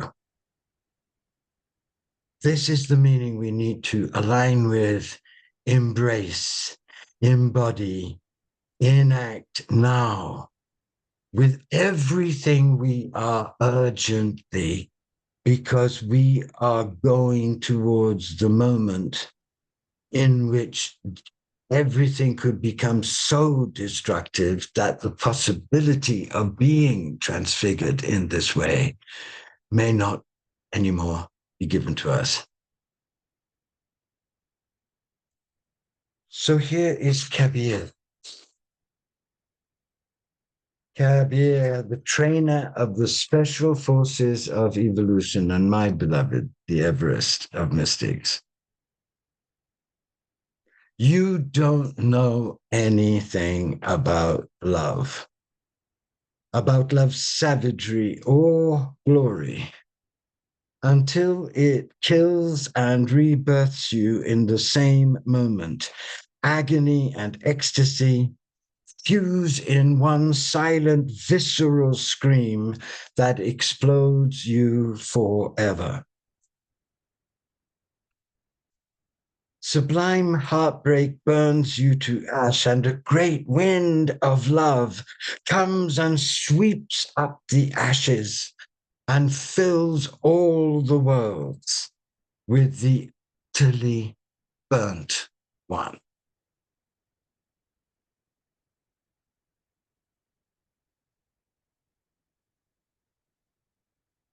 What my work has always been about is finding the great yes that can counteract and thrive and inspire and transfigure us in the face of the great unprecedented no that is ranged in ferocious and terrible battalions against us. The great yes that we can build inside the depths of our minds and hearts and souls, and inside the depths of the cells of our body, to give us divine peace, power, passion, brilliance, creativity in the face of an unprecedented conflagration and configuration of massively deranging and potent dark forces. From the collapse of the environment to the tsunami of an robotizing AI, to the massacre of millions of species, to the creation of a system which thrives on the desperate poverty of millions of people, to the destruction of the systems that connect the soul to its origin. We have created a machine of annihilation out of our hubris and domination and cruelty and madness and stupidity and vanity. And we all know it.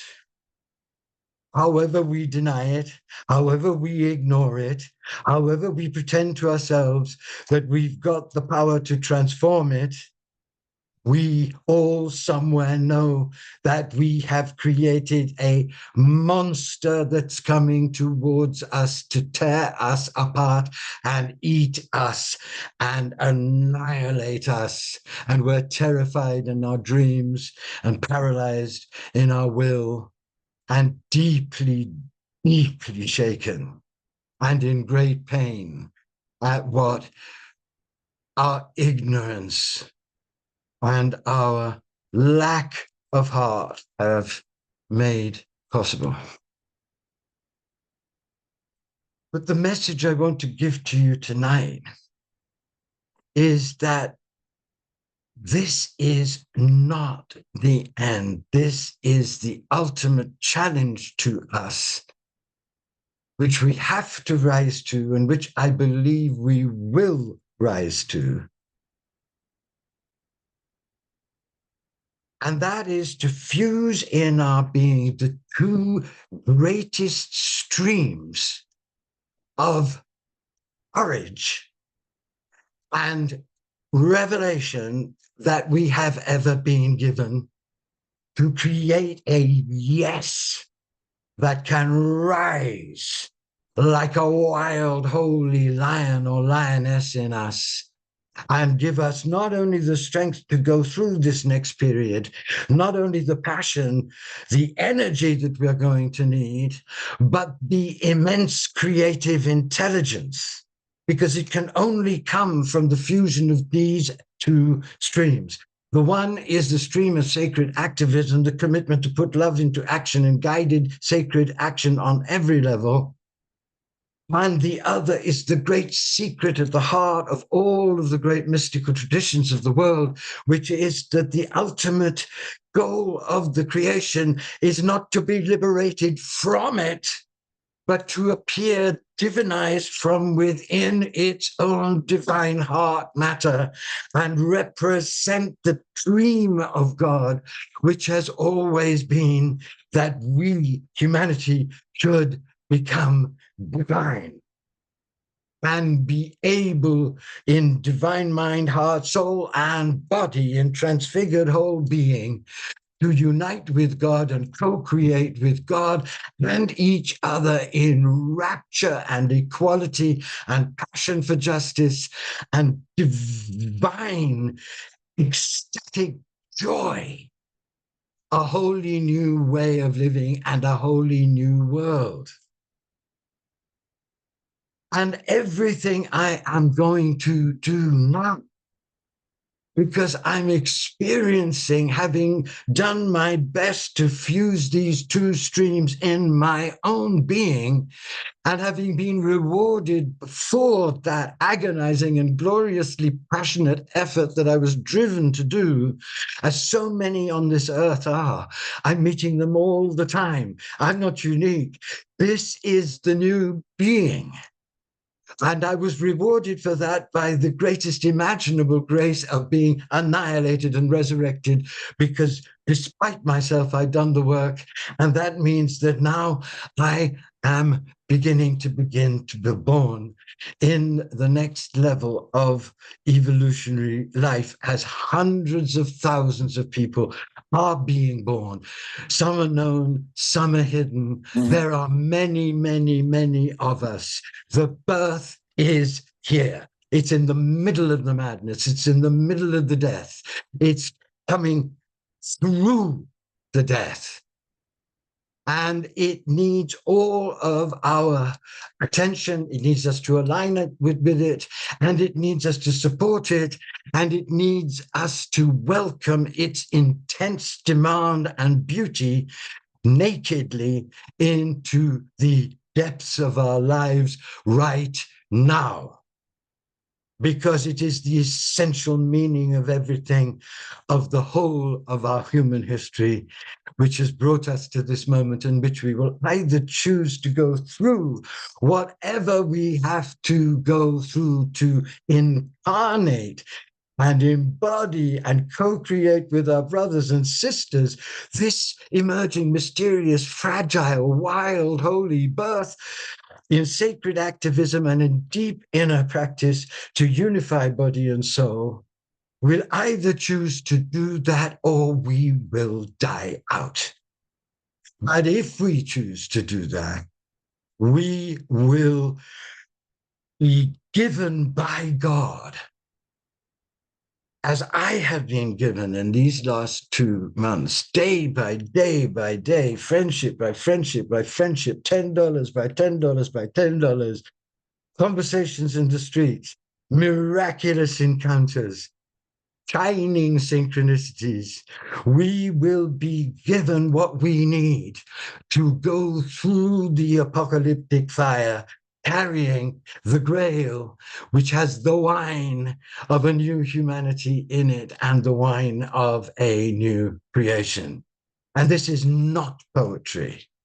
I'm in a dreary, anonymous little hotel room speaking this to you, and I can feel the flames of love inside me, in you, in this situation, in the path that is opening before us right now, all of us together. No more gurus, only friends, pioneers, helping, sustaining each other, like Stephen has sustained me, and Sandra, who knows what this path is, has championed me, and so many of you.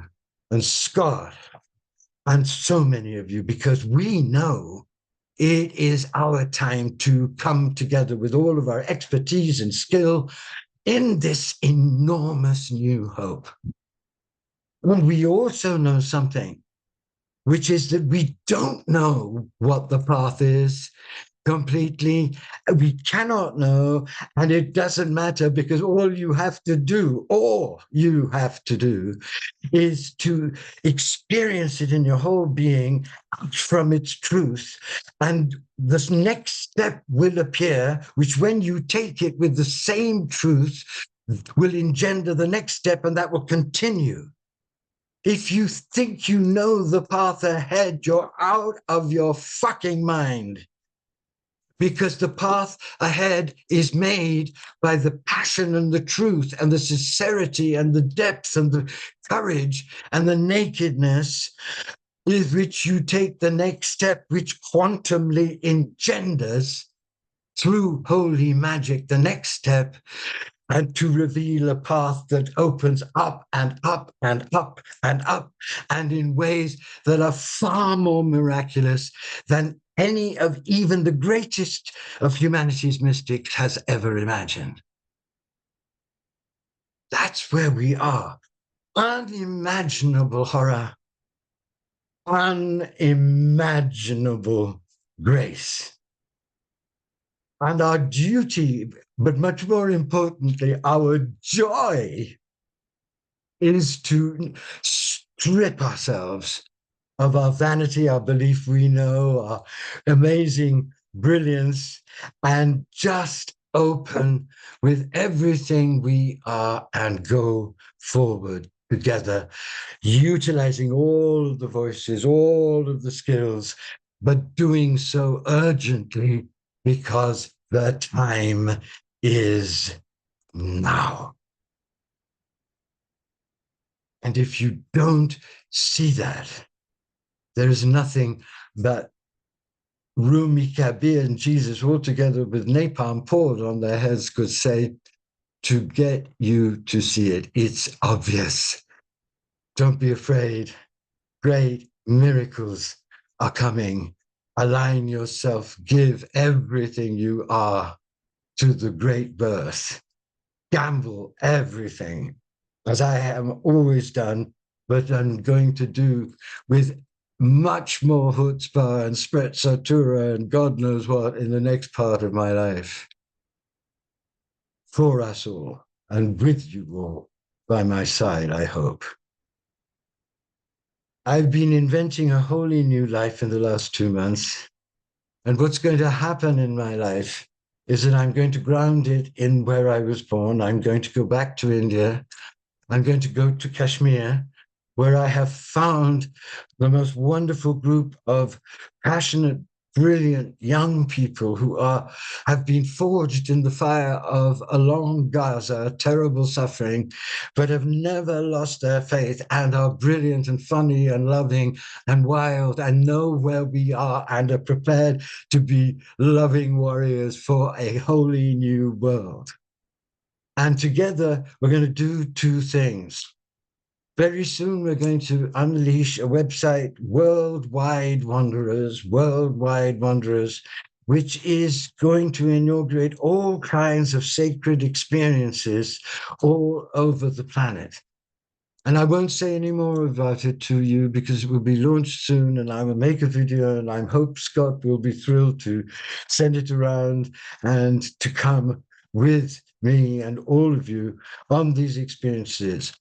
But the point of Worldwide Wanderers is to bring the funds and invite the people who can help us establish a sacred center for the birth in Kashmir, in the mountains, because of their infinite holiness, and because Kashmir was a place where Hinduism, Buddhism, Sufism, Christianity met in an explosion of mystical passion for 7 centuries and left this enormous, potent, sacred energy.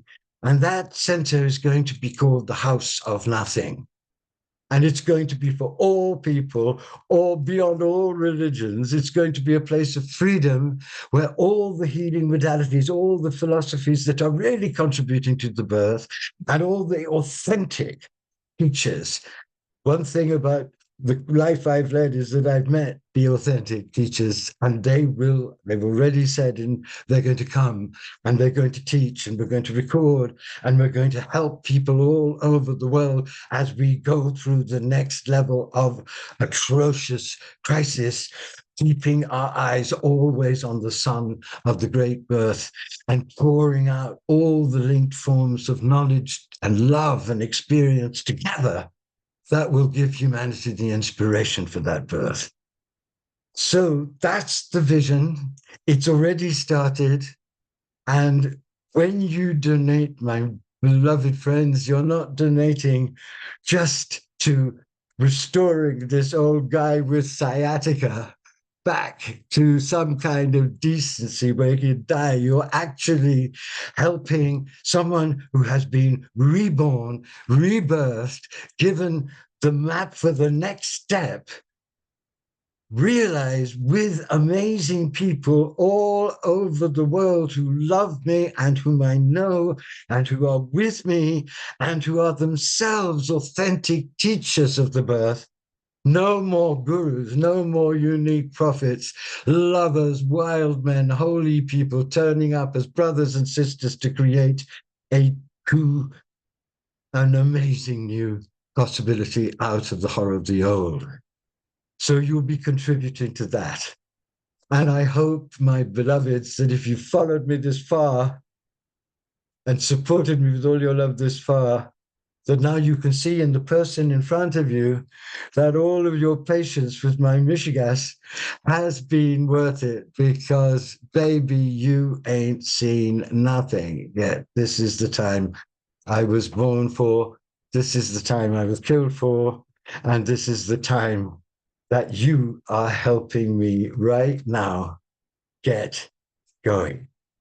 And I want to end with a Kabir poem, and I want to read this for Scott, my beloved friend, whose heart has always been so open to me and who gives so much with such dry, deep, sweet grace to us all in helping us all.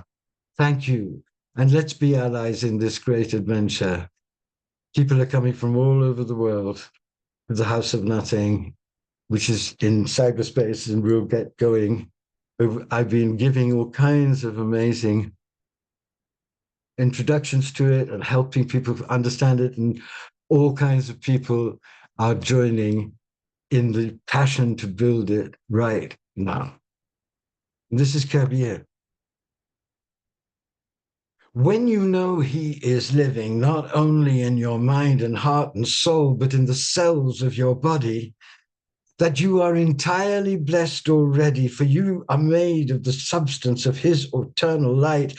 When you know this, because the experience of it never and cannot abandon you, even for a moment, then you know only one duty: to live it as gratefully as you can, to do everything you can, to help others believe without doubt that this amazement is also their secret, and to act incessantly, inwardly and outwardly, in the name of making its miracle real in every realm of the burning world. Whatever happens, whatever others believe or say about you or receive what you offer, whether the world transforms and survives or not. I know I am divine. I know I'm eternal. I know you are. I know this birth is real. I know it's being born in me and in so many other people. There is nothing else for us to do but to give our all resources of mind, heart, soul, and money, and brilliance and intelligence together to co-creating it with massive, wild generosity right now. And if we do, we will experience, all of us together, what I'm beginning to experience. And you can see it, you can feel it. A tremendous freedom, a tremendous joy, and a tremendous certainty far beyond reason that the game is far from over. In fact, the real game is now beginning. So I love you. Let's do this together. Let's tune each other. Let's dance. Let's give much more than we've ever thought of giving. And let's believe what is here is real. Thank you.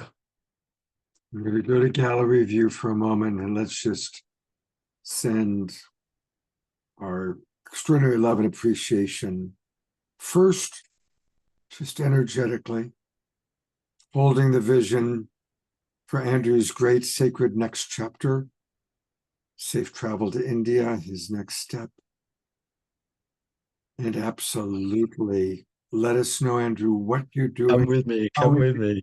Absolutely. We will ride with you into the apocalypse. You're essential. We can't do this alone. You are the ones we love and we want to do it for and with. It's a dance together, isn't it? Absolutely. As Stephen just said, you are a blessing for us all, Andrew. Thank There you. are so many comments, and I'll send you the chat box, Andrew, so you can read it. Oh, bless you. Let's all right now, the two things. Here is again the fundraising event for Andrew and for his holy, sacred vision that we all want to be a part of. Please contribute. Please contribute. When Andrew first came into into our Zoom room before the show started, he suggested a piece of music that he wanted us to play. So I'm going to play this music. It's a wonderful 7 minutes. Anything you want to say about it, Andrew, since it was your suggestion? No, I'm sorry, my darling. I just wanted to say, look, this is transmission from a broken, wild, holy, grand African-American woman, Marva Wright, being through everything, the Black Madonna, singing, "What a Wonderful World." And it moves slowly, so let it soak, and then you'll see what happens. And it's the last part that is the cry of the birth, the scream of exultation at realizing that the birth is real. Let it pierce you and expand you. Here we go.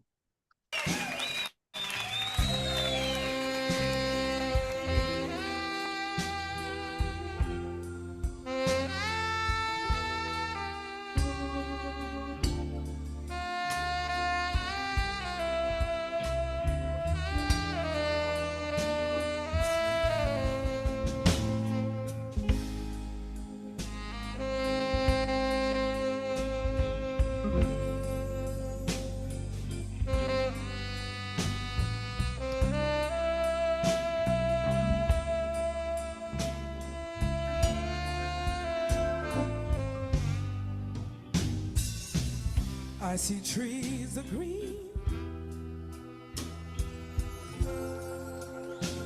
red roses too. I see them bloom for me and you. And I think to myself,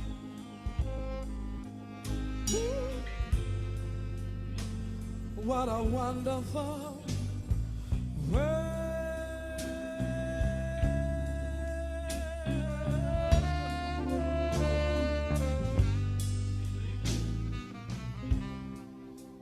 I see skies of blue, clouds so white, brightens the day, yes, in dark, sacred night. And I think to myself,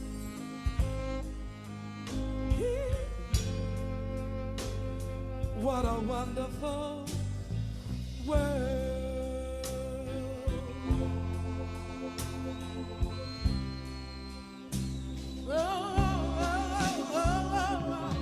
The colors of the rainbow,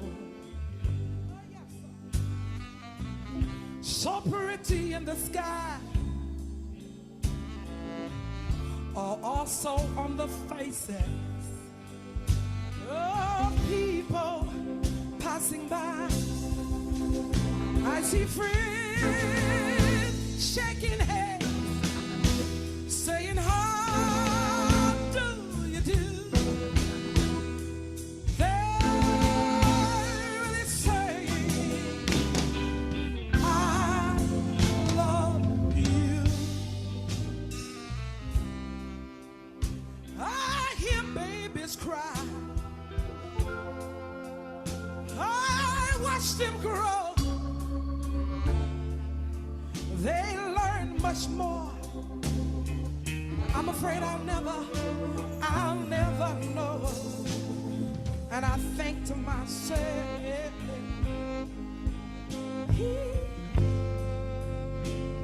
what a wonderful world.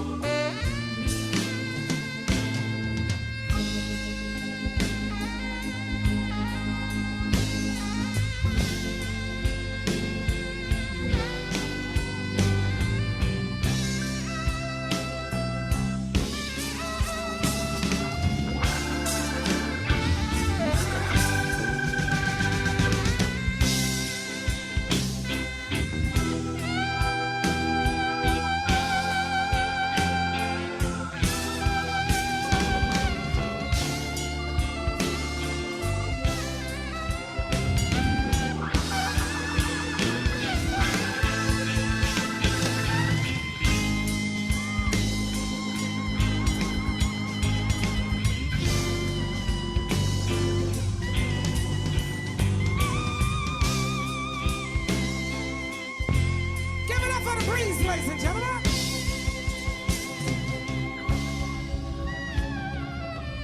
the colors of the rainbow,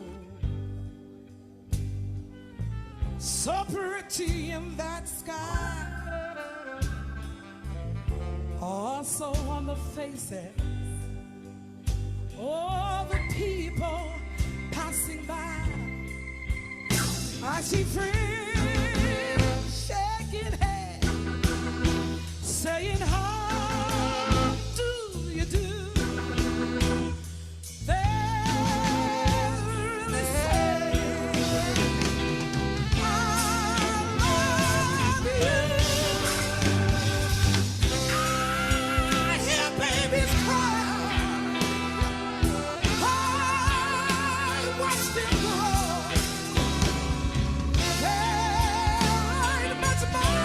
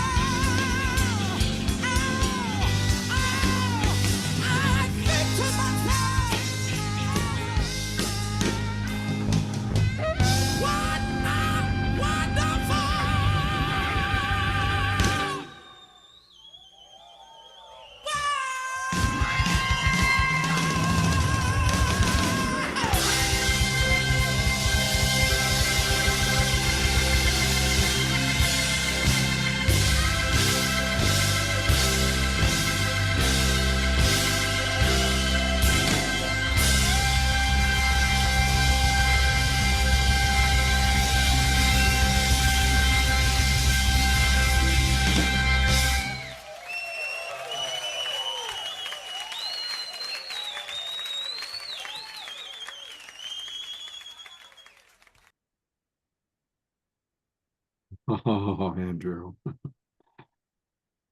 You know, the power you feel in hearing her voice with that amazing song is the way we feel listening to your voice as you carry us forward. It's the same level of profound respect and appreciation for a voice that we need to hear at this time. Thank you. Bless everybody. Thank you for giving me such love and courage. It's been amazing. Bless you. Thank you. Thank you. Thank you. I'm going to go to gallery view one more time, where those who have their cameras on can just send love and appreciation. And thank you, everybody, for being with us tonight. Thank you to all of our presenters. And there's so many wonderful things, Andrew, written in the chat box. I'll send you the chat box for you to just kind of enjoy. And thank you, darling. Absolutely. We love you so much. I love you back. Wow. Well, this is where we usually do our Global Peace Tribe announcements. Two that I want to mention. One is that for those of you that are new, that maybe are new to the Global Peace Tribe, join us. This is a great time to come on board. We are about to start our autumn season. And so when you register, you're going to get the Zoom room links to all of our shows for the rest of the year. We do 2 shows per week. We do a show every Wednesday night, a show every Saturday night. And honestly, every show is beautiful. Extraordinary people, amazing musical artists, amazing luminaries. So just go to globalpeacetribe.com. globalpeacetribe.com. You can click and learn more about who we are and what we do, and then click register for the new season. That'll take you to our registration page. You can register. It takes about 1 minute. And we welcome all of you, all the new people that were watching, and maybe some of the people who've been with us in the past coming back. And there's going to be a lot going on in San Diego. So I just want to remind people that in a couple of weeks, Omashar and myself will be in San Diego for this amazing retreat, September 27th and 28th, the San Diego Transcendent Retreat, Bliss on the Bay. There is a really good discount code for that, and amazing people. Many of the people you see on this show regularly, like Daryl Anka, Bashar, Sarah Brexman, and of course, Alan Steinfeld, Shelley Reef, Tangela. So do join us in San Diego. And if you're going to come to San Diego, and you want to stay for the very, very special event that's going to be taking place, our beloved Omashar, who we're about to hear play a final song for the night, is doing a concert. Imagine being live in a concert with Omashar and me and a lot of other Global Peace Tribers. Well, it's all going to happen on Monday night, September 29th at the Vision Center for Spiritual Living in San Diego. So I really hope to see you all coming down for that. And since we are speaking of our beloved Omashar, we're going to close the evening the way that we always started, with our beloved Omashar, my co-pilot, house musical artist, and his dance partner, Desiree. And now for Omashar, there he is. Here I am. And can you hear me okay? Yeah, you sound good. Good. If I just put, I'm not too sure what happened with the first song, but please always interrupt if it's rubbish, because I can always stop and reset it. And Andrew, dude, you've blown pretty much everything in my mind and heart open. Thank you so much for, in New Zealand, they would have said getting rid of the dags. Some of you will know that. I won't say what that's about. However, thank you so much. I love you even more than I thought that I knew in the first place. So, hey. Yes.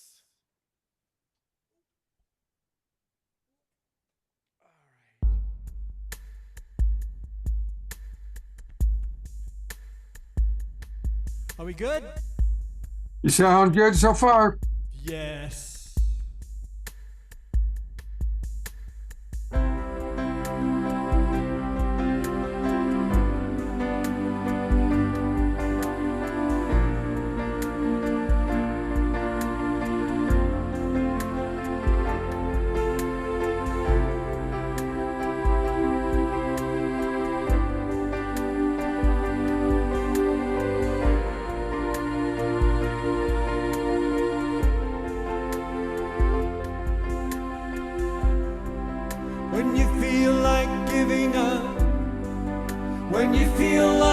letting go, living in this ever-changing world.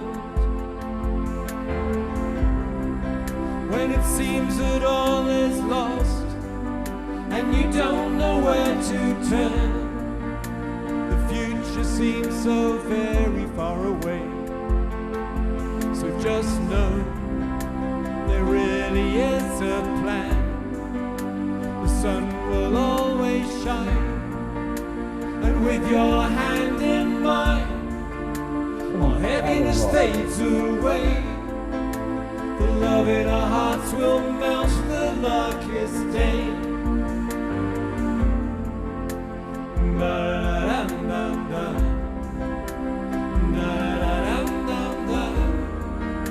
The love in our hearts will melt the darkest day. So when it seems that you're alone and the fears knock at your door, remember I am just a breath away. You are my brightest star.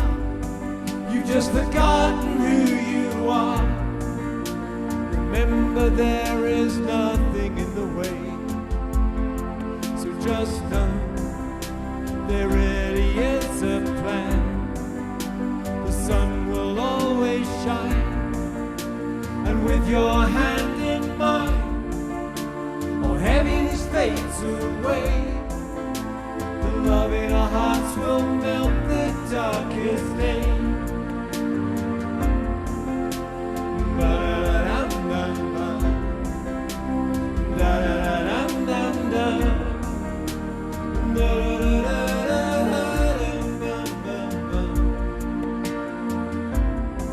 So when you feel like giving up, when you feel like letting go, remember I am just a breath away. And just know there really is a plan. The sun will always shine, and with your hand in mine, all heaviness fades away. The love in our hearts will melt the darkest day. The love in our hearts will melt the darkest day.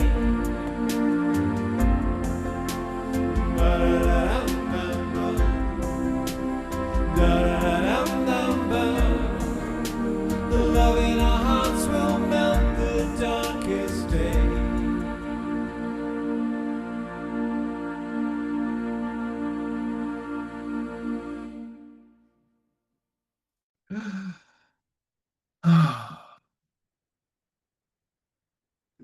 Yes, it will. Perfect.